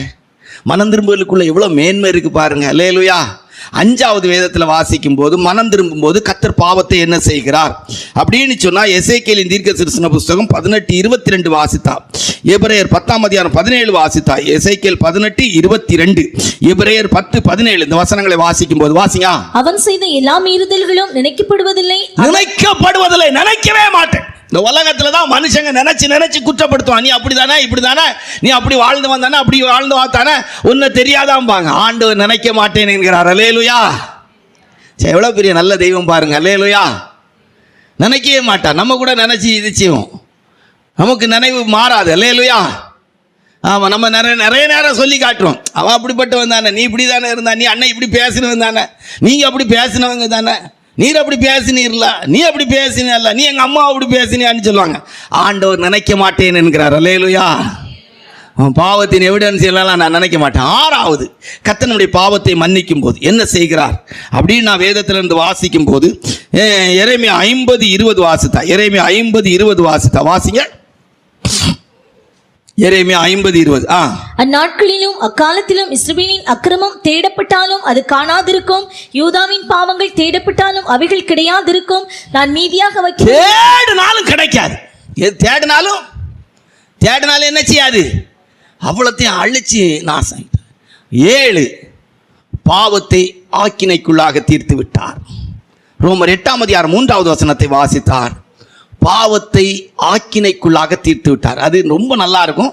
கேட்டுட்டு ரொம்ப சந்தோஷமா அன்றைய கூட்டத்தை முடிப்பேன். ஒரு 5 நிமிஷம் என்ன ஒரு சின்ன கருத்தை சொல்லிட்டு முடிச்சிடும். வாசியா. அதற்படியெனில் மாம்சத்தினாலே பலவீனமாயிருந்த நியாயப்பிரமாணம் செய்யக்கூடாததை தேவனே செய்யும்படிக்கு தம்முடைய குமாரனை பாவ மாம்சத்தின் சாயலாகவும் பாவத்தை போக்கும் பலியாகவும் அனுப்பி மாம்சத்திலே பாவத்தை ஆக்கினைக்குள்ளாக தீர்த்தார். பாவத்தை ஆக்கினைக்குள்ளாக தீர்த்துட்டார். இப்ப இந்த 6 காரியமும் எங்க ஒரு இடத்துல எப்படியோ ஒரு இடத்துல இருக்குது. 7வது காரியம் தன்னுடைய மாம்சத்துக்குள்ளே என்னுடைய பாவத்தை ஏற்று ஆக்கினைக்குள்ளாக தீர்த்துட்டார். பிரசங்கம் புரியுதா உங்களுக்கு? இப்ப இதை விளக்கி சொல்றதுக்கு ஒரு சம்பவத்தை சொல்றேன். பிரதர் நல்லா கேட்டுடுங்க. கிறிஸ்தவம் எப்படி பாவத்தை ஆக்கினைக்குள்ளாக தீர்த்தது அப்படின்னா நிறைய எக்ஸாம்பிள் சொல்லலாம். உதாரணமா முதல்ல ஒரு சின்ன எக்ஸாம்பிள் சொல்றேன். ஒரு ஊர்ல 2 சகோதரர்கள் இருந்தாங்க. 2 சகோதரர்லாம் அண்ணன் தம்பி இருந்தாங்க. நாங்க சின்ன வயசுல கேட்டது. அப்போ தம்பி பயங்கர குடிகாரன், அண்ணன் நல்ல மனுஷன். அப்போ 2 பேரும் ஒரே ஜாடை, ட்வின்ஸ்னே வச்சுக்கிடுங்களா உங்களுக்கு சம்பவத்துக்காக. அப்போது தம்பியார் போனால் ஒரு தடவை ஒரு சண்டை போட்டால் எடுத்தான். யதார்த்தமாக ஒரு சந்தர்ப்ப சூழ்நிலையில் ஒருத்தனை கொன்னுட்டு ரத்தக்கரையோடி, ரத்தம் படிஞ்ச சட்டையோடு ரத்தக்கரையான கத்தியோடு வாரான். வந்தா சொல்கிறானே இப்படி இது சேர்த்தேன் அப்படின்னு சொல்லி. தமையன் சொல்கிறான், ஒன்றும் கவலைப்படாத, உன் சட்டையை கிளத்து, உன் கத்தியத்தான் நான் வச்சுக்கிட்டேன், நீ என்னையாவது திருந்தி வாழ். கண்டிப்பாக நான் திருந்தி வாழ்வேங்கிறான். போலீஸ் வருது. போலீஸ் வந்தால் நான் தான் குத்துனேங்கிறான். போகிறான். இதாகி அவன் என்ன செய்கிறான்? இது ஜெயிலுக்கு போயிடறான். இப்போ இதை என்ன சொல்லலாம்? குற்றவாளி யாரு? தண்டனை ஏற்றாச்சு. ஒரு காலத்தில் இல்லை இவன் தான் கொலை இல்லை, இந்த கொலைக்குரிய தண்டனை இவன் ஏற்றுக்கிட்டான். இது போல பாவ மாம்சத்துக்குள்ளே தண்டை சரீரத்துக்குள்ளே நம்முடைய பாவத்தை என்ன செய்தாராம்? ஆக்கினைக்குள்ளாக தீர்த்தார். இதை எப்படி விளக்கி சொல்லலாம்? இப்போ என்ன சொல்லலாம்? இன்னைக்கு நமக்கு என்ன சொல்லலாம்? நீங்கள் ஒரு நாட்டுக்கோழி கறி வச்சு கொண்டு வந்திருக்கிறீங்க. நாட்டுக்கோழி கறி வச்சு கொண்டு வந்திருக்கீங்க. இந்த கோழி வெள்ளிக்கிழமை நீங்கள் என்ன செய்தீங்க? வீடு வெள்ளை அடிக்கும் போது என்ன செய்தீங்கன்னா வீட்டில் உள்ள பல்லி, பாச்சா, பூரம் இதெல்லாம் அடித்து போட்டு அது சாப்பிட்டுச்சு. நீங்கள் கண்ணால் பார்த்தீங்க. நீங்கள் கண்ணால் என்ன செய்தீங்க? பார்த்தீங்க. இதெல்லாம் பல்லி எல்லாம் வெள்ளிக்கிழமை என்ன செய்துச்சு? சாப்பிட்டுச்சு. அந்த கோழி ஃபுல்லாக பல்லி, பாச்சா, பூரம், வானா, வார்னா இந்த மாதிரிப்பட்டே தான் சாப்பிட்றது. நீங்கள் ஞாயிற்றுக்கிழமை காலையில் நான் நிறைய நாள் விசிட்டிங் வரும்போது இந்த கோழியை கவனித்து பார்த்துருக்குறேன். இந்த கோழி தின்னதெல்லாம் என்னது? பல்லி, பாச்சா, பூரா இதுதான் தின்றுருக்கோம். சனிக்கிழமை தின்றுருக்கோம். நான் கேட்கேன் உங்கள்கிட்ட, எந்த கோழியை சிஸ்டர் அறுத்தீங்க? அது எங்கள் வீட்டுக்காரர் உங்களுக்காக பிரதர் அந்த கோழியை தான் அறுத்தாரு, அதுதான் ஒரே பல்லி இல்லையா அதெல்லாம் சாப்பிட்டுட்டு இருந்துச்சு. அப்படியா? ஐயோ சிஸ்டர் எனக்கு வேண்டாம் அப்படின்னு நான் சொல்லுவேனா? சொல்ல மாட்டேன். வெள்ளிக்கிழமை நல்லா தின்றுருக்கு, சனிக்கிழமை சாப்பிட்ருக்கு, ஞாயிற்றுக்கிழமை அறுத்துருக்குறீங்க, கறி கொண்டு வந்திருக்கிறீங்க. இப்போ தின்னா விஷமா? பல்லி சாப்பிட்ட கோழி, பூரான் சாப்பிட்ட கோழி, வானான் சாப்பிட்ட கோழி, அருணா சாப்பிட்ட கோழி, புழு பூச்சி எல்லாம் சாப்பிட்ட கோழி இப்போ கறி வச்சு கொண்டு வந்திருக்கிறீங்க. கறி நல்லா இருக்குமா விஷமா இருக்குமா? சொல்லுங்க சீக்கிரமா. நல்ல மணக்க ருசியா இருக்குமா? ஏன்னா பல்லி தின்ன இல்லை, நல்ல மணக்க ருசியா இருக்கும். அல்லேலூயா. நான் சொன்னது உங்களுக்கு புரியுதா? பிரசங்கம் புரியுதா? நமக்கு பல்லி பாச்சா விஷம், ஆனா அந்த பல்லியும் பாச்சாவும் கோழிக்குள்ள போனா புரோட்டீனா மாறிட்டு. அல்லேலூயா. கோழி பல்லியும் பாச்சாவையும் தின்னு கொளுத்து போய் சூப்பரா மாறிட்டு. அல்லேலூயா. தேவன் நம்முடைய பாவத்தை ஏற்று நம்முடைய பாவத்துக்குள்ளாய் ஆக்கினைக்குள்ள தீர்த்த போது அவரும் சீயோனின் மூலைக்கல்லாய் மாற்றப்பட்டார். நாமும் ஆசீர்வதிக்கப்பட்டிருக்கணும். அல்லேலூயா. மனம் திரும்புகிறதிலே பாவம் ஆக்கினைக்குள்ளாக தீர்க்கப்பட்டு விட்டது. அல்லேலூயா. இப்போ ஒரு மனம் திரும்புகிற மனுஷனுடைய வாழ்க்கை எப்படி இருக்கும் அது கண்டிப்பா தெரியணுமே. என்ன சரியா? ஒரு 7 விஷயத்தை கடகடன்னு சொல்லிட்டு போயிடும். ரொம்ப சிம்பிளா ஒரு 5 நிமிஷத்துல இப்ப சொல்லிடுவோம். ஒரு மனம் திரும்புகிற மனிதனுடைய வாழ்க்கையில முதல்ல அவனுடைய வாழ்க்கை எப்படி இருக்குன்னா, அவனுடைய பேச்சில் ஒரு பெரிய மாற்றம் இருக்கும். எதில் மாற்றம் இருக்கும்? அவனுடைய வாழ்க்கையில் பேச்சில் மாற்றம் இருக்கும். இளையகுமாரனுடைய வாழ்க்கை தான் அதுக்கு காரணம். எங்க அப்பா கிட்ட போய் எனக்கு சொத்தை பிரிச்சு தாங்க நீ பங்கு வச்சு கேட்டான். இப்போ அவன் மனம் திரும்பி வந்தபோது சொன்னான், அப்பா பரத்துக்கு விரோதமா உங்களுக்கு விரோதமா நான் பாவம் செய்தேன்ப்பா. உங்கள் பிள்ளைன்னு நான் சொல்கிறதுக்கு தகுதி இல்லை, வேலைக்காரனாக இருந்துக்கிட்டேன். பேச்சில் ஒரு மாற்றம் இருந்துச்சா? உண்மையாக மனம் திரும்பின ஒரு ஊழியக்காரன் பேசும்போது ப்ரௌடாக பேச மாட்டான். அதுவும் ஒரு ஊழியக்காரங்களுக்கு மனப்பூர்வமாக சொல்கிறேன், எந்த விதத்திலும் காணிக்கை வாங்கி சாப்பிட்ற ஒரு ஊழியக்காரனுக்கு எந்த விதத்திலும் பெருமை பேச அருகதே கிடையாது. மனப்பூர்வமாக சொல்கிறேன். உங்களுக்கு முன்னால் தாழ்மைக்கு உச்சகட்டமான தாழ்மை யாராக தான் இருக்கணும்? நான் தான் இருக்கணும். ஏன்? என்னது வாங்கி சாப்பிட்றோம்? அல்லேலூயா. நீங்களா கனம் பண்ணி எங்களுக்கு கனத்தை தரலாம், எங்களுக்கு தரலாம். ஆனால் எங்கள் வாழ்க்கைக்குள்ளே என்னதான் இருக்கணும்? தாழ்மை. அல்லேலூயா. பரத்துக்கு விரோதமாய் உமக்குரோதமாய் பாவம் செய்தேன். பேச்சில் ஒரு மாற்றம். நான் ஊழியக்காரி, நாங்கள்லாம் எப்படி தெரியுமா? எங்கள்கிட்ட நீங்க இப்படி நடக்கலாமா? பரிசுத்த பவுல் சொல்லார், துடைத்து போடு அழுக்கை போல கந்தையை போல இருக்கிறேன். அல்லேலூயா. அப்போ பேச்சிலே ஒரு மாற்றம், மனத்தாழ்மையான பேச்சு. மனம் திரும்புங்கிற ப்ரௌடு பேச வாய்ப்பு இருக்காது. அல்லேலூயா. நான் அடிக்கடி உங்களுக்கு சொல்கிற ஒரு விஷயம் தான். நம்ம பிரதர் சொடலை பிரதரை நம்ம எல்லாரையும் கூட்டு போய் நல்லா பயோனியர் பேரடைஸில் நல்லா சாப்பாடு வாங்கி தந்து ஒரு 10,000 ரூபா பில்லு கட்டியிருக்கிறாங்க. வெளியே வந்த உடனே நல்லா தின்னுக்கிட்டு நீ ஆப்பம் விட்டுக்கிட்டு நல்ல சாப்பாடு, சக்கரை நான் தான் கொடுத்தேன்னு சொல்லுவோமா? என்ன சொல்லுவோம்? சொடலை பிரதர் நல்லா சாப்பாடு வாங்கி தந்தாரப்பா, நேற்று ராத்திரி நல்ல சாப்பாடு. யாருன்னா சொடலை பிரதருக்கு பிறந்த நாளைக்கு சாப்பாடு தந்தாங்க. போன வருஷம் அதை விட பெருசு அவருடைய கல்யாண நாள். ஆண்டவர் எனக்கு இப்படி ஒரு நல்ல மனைவியை தந்தாரேன்னு என்ன கொண்டாடினார் தெரியுமா? நான் சொன்னேன் புரியுதா? மனம் திரும்பல ஒரு மனிதனுக்குள்ள உண்டாகிறது மிகுந்த ஒரு தாழ்மைக்கு ஏதுவான பேச்சு. ரெண்டாவது, அவனுடைய ஸ்டேட்டஸில் ஒரு மாற்றம், வாழ்க்கை தரத்தில் ஒரு மாற்றம். வாழ்க்கை தரத்தில் இப்போ மனம் திரும்பதுக்கு முன்னால் எங்கே இருந்தான்னா பண்ணி மேய்ச்சிட்டு தவுட்டுக்கு ஆசைப்பட்டு இருந்தான். இப்போ பிள்ளை. அல்லேலூயா. நான் தேவனுடைய பிள்ளை. அல்லேலூயா. நான் உலகத்தான் இல்லை, நான் தேவனுடைய பிள்ளை. மனம் திரும்புகிற ஒரு மனிதன் தன்னுடைய வாழ்க்கையில் ஸ்டேட்டஸில் நான் ஆண்டவருக்கு பிள்ளை. யாருக்கு பிள்ளை? ஆங்கிலத்தில் என்ன சொல்லாங்க? Child of God. உங்களை பார்த்து என்ன சொல்றோம்? நீங்களும் தேவனுடைய பிள்ளை. அல்லேலூயா. ஸ்டேட்டஸ். வாட்ஸ்அப்பில் ஸ்டேட்டஸ் வைக்கிறீங்களா? வாழ்க்கையின் ஸ்டேட்டஸை கவனிச்சிடுங்க. அல்லேலூயா. மனம் திரும்பின பிற்பாடு நாம தேவனுடைய பிள்ளைங்கிறது தெரியணும். அல்லேலூயா. எல்லாவற்றிலும் நாங்கள் எங்களை தேவ ஊழியர்களாய் விளங்க பண்ணுகிறோம், தேவனுடைய பிள்ளைகள் என்று காட்டிக் கொள்ளுகிறோம். அல்லேலூயா. ஒரு பெருங்கூட்டம் ஜனம் பார்க்குது, நம்ம வேலை செய்யற இடத்துல பார்க்குது, நம்ம வாழ்ற இடத்துல பார்க்குது, எல்லா இடத்துலையும் பார்க்குது. ஸ்டேட்டஸ்ல மாற்றம். மூன்றாவது, வேலையில் மாற்றம். பண்ணி மேய்க்கிற வேலையில் மாற்றம். எல்லா வேலையும் நம்ம எல்லாம் செய்ய முடியாது. அல்லேலூயா. நீ மருத்துவ பணிங்கிற நீட்டு பெருசாக தலை தூக்கி நிற்குது. ஜட்ஜ்மெண்ட்டில் நிற்கும் போது முதலாவது யார் நிற்பான்னா வேற யாரும் இல்லையா, டாக்டர்ஸ் தான் நிற்பாங்களாம். நீட்டு படித்து மருத்துவ கல்லூரிக்கு போகக்கூடிய ஒரு பையன் சொல்லலாம், 3 கோடி ரூபா செலவழித்து நாங்கள் இந்த மருத்துவ கல்லூரி மருத்துவ படிப்பை முடிக்கும் போது இந்த 3 கோடி ரூபாயை நாங்கள் யார்கிட்ட எடுக்க முடியும்? அன்னைக்கு மருத்துவம் சேவையா இருந்துச்சு, இன்னைக்கு வியாபார ஸ்தலமா மாறி இருக்கிறது. மருத்துவ வியாபார துறை. ஒரு சின்ன வியாதிக்கு போனாலும் அந்த ஸ்கேன் எடுங்க, இந்த ஸ்கேன் எடுங்க, அப்படி எடுங்க, இப்படி எடுங்க, ரத்தத்தை இப்படி டெஸ்ட் பண்ணுங்க, அந்த ரத்த டெஸ்ட் பரிசோதனை பண்ணுங்க. ஒரு நோயை குணமாக்கி இருக்க மாட்டான். அதனால நோயை குணமாக்கல. சுகர் வியாதிக்கு முழுமையா விடுதலை கிடைச்சிருக்குன்னு யாராவது சொல்ல முடியுமா? கொலஸ்ட்ரால் முற்றிலும் மாறிட்டு மறுபடியும் நல்ல ஆகாரம் சாப்பிடலான்னு சுகமானவங்க இருக்கிறாங்களா? இல்லைங்க. காலமெல்லாம் மருந்து சாப்பிட வச்சிருக்கோம், அவ்வளவுதான் செய்திருக்கேன் எனக்கு தெரிஞ்சதுல. வேலையில மாற்றம். அநியாயமா சம்பாதிக்கக்கூடிய வேலையை செய்யவே கூடாது. ஏமாற்றி பிழைக்கிற வேலையை செய்யக்கூடாது. லஞ்சம் வாங்குற துறையில வேலை செய்யக்கூடாது. வேலையில மாற்றம். ஊழியக்காரங்களை அப்படி ரொம்ப கவனமா இருக்கணும். ரொம்ப கவனமா இருக்கணும். வேலையில மாற்றம். ஊழியம் சம்பாதிக்கிறது, வேலையில மாற்றம். அல்லேலூயா. வாழ வேண்டிய வயசுல வாழ்க்கையை வெறுத்து ஊழியத்துக்கு வந்தது ஆண்டவருக்காய் ஜீவனை கொடுக்கிறதுக்கு, சேர்க்கிறதுக்கு இல்ல. வேலையில மாற்றம். மனம் திரும்பின ஒரு மனிதன் வேலையில மாற்றம். அல்லேலூயா. நியாயமா நீதியாய் சம்பாதிக்கணும், அநியாயமா சம்பாதிக்க கூடாது. கொஞ்சம் பொருளா இருந்தாலும் நியாயமா உள்ளதா இருக்கணும். அல்லேலூயா. எவ்வளவு வேணும் அப்படியெல்லாம் நினைக்க கூடாது. காரே இல்லாட்டால நடந்து போகிற கால் நல்லா இருந்தா போதும். அல்லேலூயா.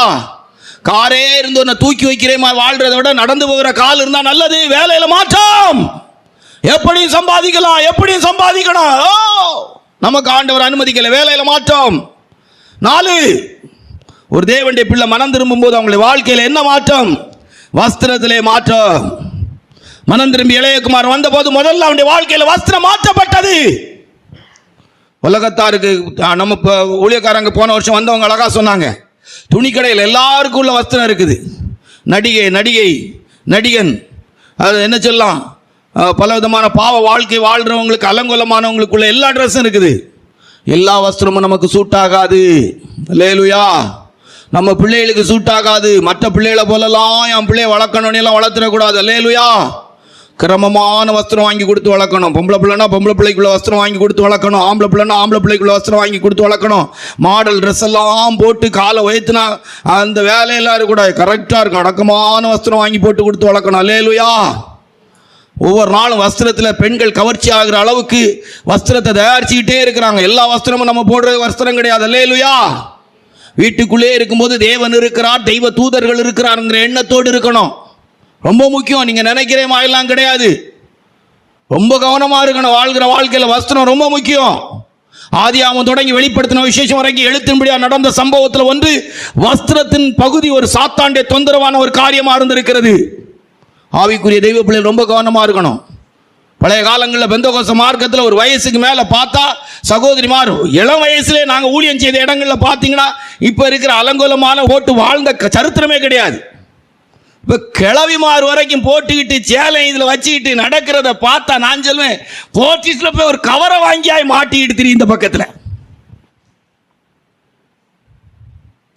அன்னைக்கு அவ்வளோ அழகாக இருக்கும். அப்படி ஒரு ட்ரெஸ் போட்டு வந்தாங்கன்னா அவ்வளோ நீட்டாக இருக்கும். ப்ளவுஸும் போட்டு, இப்போ ப்ளவுஸு போடுறாங்க சில கிளவிமார், கீழே வரைக்கும் இருக்குது, முதுகுக்கு கீழே. பண்டைய காலத்தில் ஆர்சியில் இருக்கும்போது எங்கள் குடும்பங்களில் சிலர் சொல்லுவாங்க, கத்திரிக்கோலை விட்டு வெட்டி விட்டுலாமான்னு சொல்லி. வஸ்திரத்தில் மாற்றம். எல்லா ட்ரெஸ்ஸும் நமக்குரியதில்லை. அல்லேலூயா. ஒரு ஊழியக்காரன் அதுக்குள்ளே தகுதியான வஸ்திரம் இருக்கணும். அல்லேலூயா. நல்ல கரெக்டான வஸ்திரம் தரிக்கணும். நல்ல கிளியராக இருக்கணும். பெண்கள்லாம் அப்படி பார்த்தாலே பவ்யமாக இருக்கணும். அல்லேலூயா. ஒரு கூட்டம் ஆம்பளைகளை திருத்த முடியாது. அதுக்காக அவங்களுக்காக நாங்கள் எப்படி உடுப்போம் நீங்கள் உடுக்கவும் கூடாது. அல்லேலூயா. உங்களை பார்த்தா தெரியணும், அடக்கமாக இருக்கணும். போய் கேளுங்க சகோதரி, உங்களுக்கு தெரியாது சகோதரர்களுக்கு எப்படி ட்ரெஸ் உடுத்தா பிடிக்கும், எது தெரிஞ்சா அவங்களுக்கு இச்சைக்கு உணர்ச்சிக்கு எதுவாக இருக்கணும் உங்களுக்கு தெரியாது. தெரியுமா சிஸ்டர்? உங்களுக்கு தெரியுமா? உங்களுக்கு தெரியுமா சகோதரி? தெரியல. அதுக்கு பிற்பாடு எதுக்கு போடுறீங்க? உலகம் சொல்ல நான் எப்படியும் போடுவேன். இல்லை, நான் தேவனுடைய பிள்ளை. அல்லேலூயா. வஸ்திரத்தால் மறைச்சிடும். அதுக்கு தான் ஊழியக்கார சகோதரிமாரெலாம் அடையாளமாக இருக்கிறாங்க. அல்லேலூயா. இப்போ 4வது 5வது வேதத்தில் வாசிக்கும் போது உணவிலே மாற்றம், சாப்பாட்டில் மாற்றம். எல்லா சாப்பாடும் நம்ம சாப்பிட்டுக்கிட்டு எப்படின்னு தெரியலான்னா கிடையாது. எழுத்தின்படியே சாப்பாட்டில் மாற்றம். தேசத்திலே குடியிருந்து சத்தியத்தை மேய்ந்து கொள். நல்ல வசனங்களை கேட்டு ஜீவியத்தை மாற்றிக்கொள்ளணும். வஸ்திரத்திலே மாற்றம், உணவுலே மாற்றம். எல்லா இது செய்யக்கூடாது. சிலருக்கெல்லாம் ராத்திரி ஆனால் எங்கனையாய் ரோட்டு கடையில் இருக்கிற ஃப்ரைட் ரைஸும் அதையும் வாங்கி தின்னுக்கிட்டு திருப்பி பித்த பையில் கல் குவாரோசனை தானே வித்திட்டு தெரிய வேண்டியதானே. உணவில் மாற்றம். அல்லேலூயா. நல்ல ஆகாரங்களை நல்லா செலக்ட் பண்ணி எழுத்தின்படியே சாப்பிடணும். கண்டதெல்லாம் வாக்கி இவ்வளவு இடத்துக்கு நுணப்பா இருக்குன்னு தின்னுட்டு வாயில் புண்ணு வயிற்றில் புண்ணு வாங்கி கட்டிட்டு தெரியக்கூடாது. கவனமாக இருக்கணும். தேவையானது தான். எனக்கு சிக்கன் நூடுல்ஸு பிடிக்கும், சிக்கன் ஃப்ரைட் ரைஸ் எனக்கு பிடிக்கும். அவன் சிக்கனே இல்லாமல் மாவுருண்டையை வச்சு செய்து எடுத்துட்டான். அது 70 ரூபா 80 ரூபாய்க்கு ஏதாவது ஒரு கடையில் பழைய எண்ணெயை வச்சு செய்வான். அதையும் வாங்கி தின்னுட்டு இப்போ கொஞ்சம் நெஞ்சு பக்கத்தில் ஒரு கரிச்சி இருக்குது. நெஞ்சு பக்கம் கரிச்சி இருக்கும். உனக்கு அழகா நல்ல ஆகாரம் சாப்பிடணும். அல்லேலூயா. நல்ல ஆகாரத்தை செலக்ட் பண்ணி நல்லா சாப்பிடணும். அல்லேலூயா. எல்லா நாளும் எல்லாம் சாப்பிடணும். உணவில் மாற்றம். அதே போல் ஸ்பிரிச்சுவல் லைஃப்பில் நல்ல சத்தியத்தை கேட்கணும். பரலோகத்துக்கு போகிற வசனத்தை கேட்கணும். உபவாச ஜெபங்களுக்கு ஞாயிற்றுக்கிழமையை விட உபவாச ஜெபங்களுக்கு கூட்டம் கூடுதலாக இருக்கு. சில சபைகள் என்னன்னா ஆசீர்வாதம் உனக்கு அது கிடைக்கும், நீ ஆசீர்வதிக்கப்படல, அவன் ஆசீர்வதிக்கப்படுவான். உங்ககிட்ட இருந்து காணிக்க வாங்கி நல்ல வசனம் கேளு. நீ கேட்கிற பிரசங்கம் பரலோகத்துக்கு உங்களை கொண்டு போக வேண்டும். அல்லேலூயா. தேவன் பார்க்கிறது ஒரு மனுஷன் நரகத்துக்குரியவனா பரலோகத்துக்குரியவனாய். ஒரு ஊழியக்காரன் பரலோகத்துக்கு ஜனத்தை நடத்துறானா நரகத்துக்கு நடத்துறானா, அதான் அவருடைய பார்வை. அல்லேலூயா. செத்தா பரலோகத்துக்கு போன அந்த வசனம் நீங்க கேட்கணும். யாரா இருந்தாலும் தேசத்திலே குடியிருந்து சத்தியத்தை. அப்ப அஞ்சாவது உணவுலே மாற்றம். அவன் பண்ணி தின்ன தவுட்டுக்கு கிடந்தான், பண்ணி தின்ன தவுட்டுக்கு கிடந்தான். அப்படியெல்லாம் இருக்கக்கூடாது. நல்ல சத்தியத்தை கேட்கணும். ஒவ்வொரு நாளும் நிறைய நாள் நான் யோசித்திருக்கேன், ஜனத்தை இவ்வளவு நேசிக்க வைக்கிற தேவன் இந்த மேலே போன உடனே எதையுமே யோசிக்காம ரொம்ப சில நாள் யோசித்திருக்கிறேன். சரி, இவ்வளவு அன்பு கூற வச்ச ஜனங்களை ஈவு இறக்கம் இல்லாமல் பிரசங்கம் பண்ணுறேன்னு.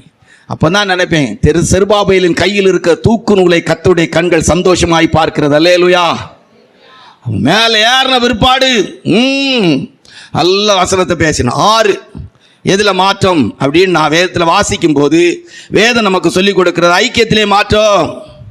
துன்மார்க்கரோடு உள்ள ஐக்கியம் இல்லை, இந்த வாழ்க்கைக்குள்ள வந்த பிற்பாடு கர்த்தருடைய ஜனத்தோடு கூட ஐக்கியம், கர்த்தருடைய பட்சமாய் இருக்கிறவர்களோடு ஐக்கியம். நமக்கு சபையிலே கூட தெய்வ ஜனங்களில் நல்ல கரெக்டான ஆட்களோடு தான் ஐக்கியம் இருக்கணும். நம்முடைய ஃபெல்லோஷிப் ரொம்ப முக்கியம். ஐக்கியத்திலே மாற்றம். மனம் திரும்புகிற ஒரு மனுஷனுடைய வாழ்க்கையின் ஐக்கியத்தில் மாற்றம் இருக்கணும். எல்லாரோடு நம்ம ஐக்கியப்பட முடியாது. எல்லாரையும் நேசிக்கலாம், எல்லாரையும் நேசிக்கலாம். எல்லாரோடு ஐக்கியப்பட்டு என்ன செய்ய முடியாது, வாழ முடியாது. நான் குடிகாரன் நேசிக்கலாம், குடிகாரனோடு ஐக்கியப்பட முடியாது. ஐக்கியத்திலே மாற்றம். அல்லேலூயா. எவ்வளோ வேணாலும் செலவழிக்க ரெடியாக இருக்கான். குடிக்க 100 ரூபா கையில் கேட்டால் தரமாட்டோம். குடிகார பயல்களுக்கு கெடுக்கிறதுக்கு. புரியுதா அவங்களுக்கு நான் சொன்னது? ஐக்கியத்திலே மாற்றம். கூடுவாரோடு கூடக்கூடாது, பந்தியோடு சேர்ந்த கண்டு வரக்கூடாது. ரொம்ப கவனமாக இருக்கணும். நான் நம்ம ஜனங்களில் சிலருக்கெல்லாம் சொல்லுவேன், சில வீடுகளுக்கு போகவே செய்யாத அந்த ஆவி ஒன்று தொடர்ந்து வரும்.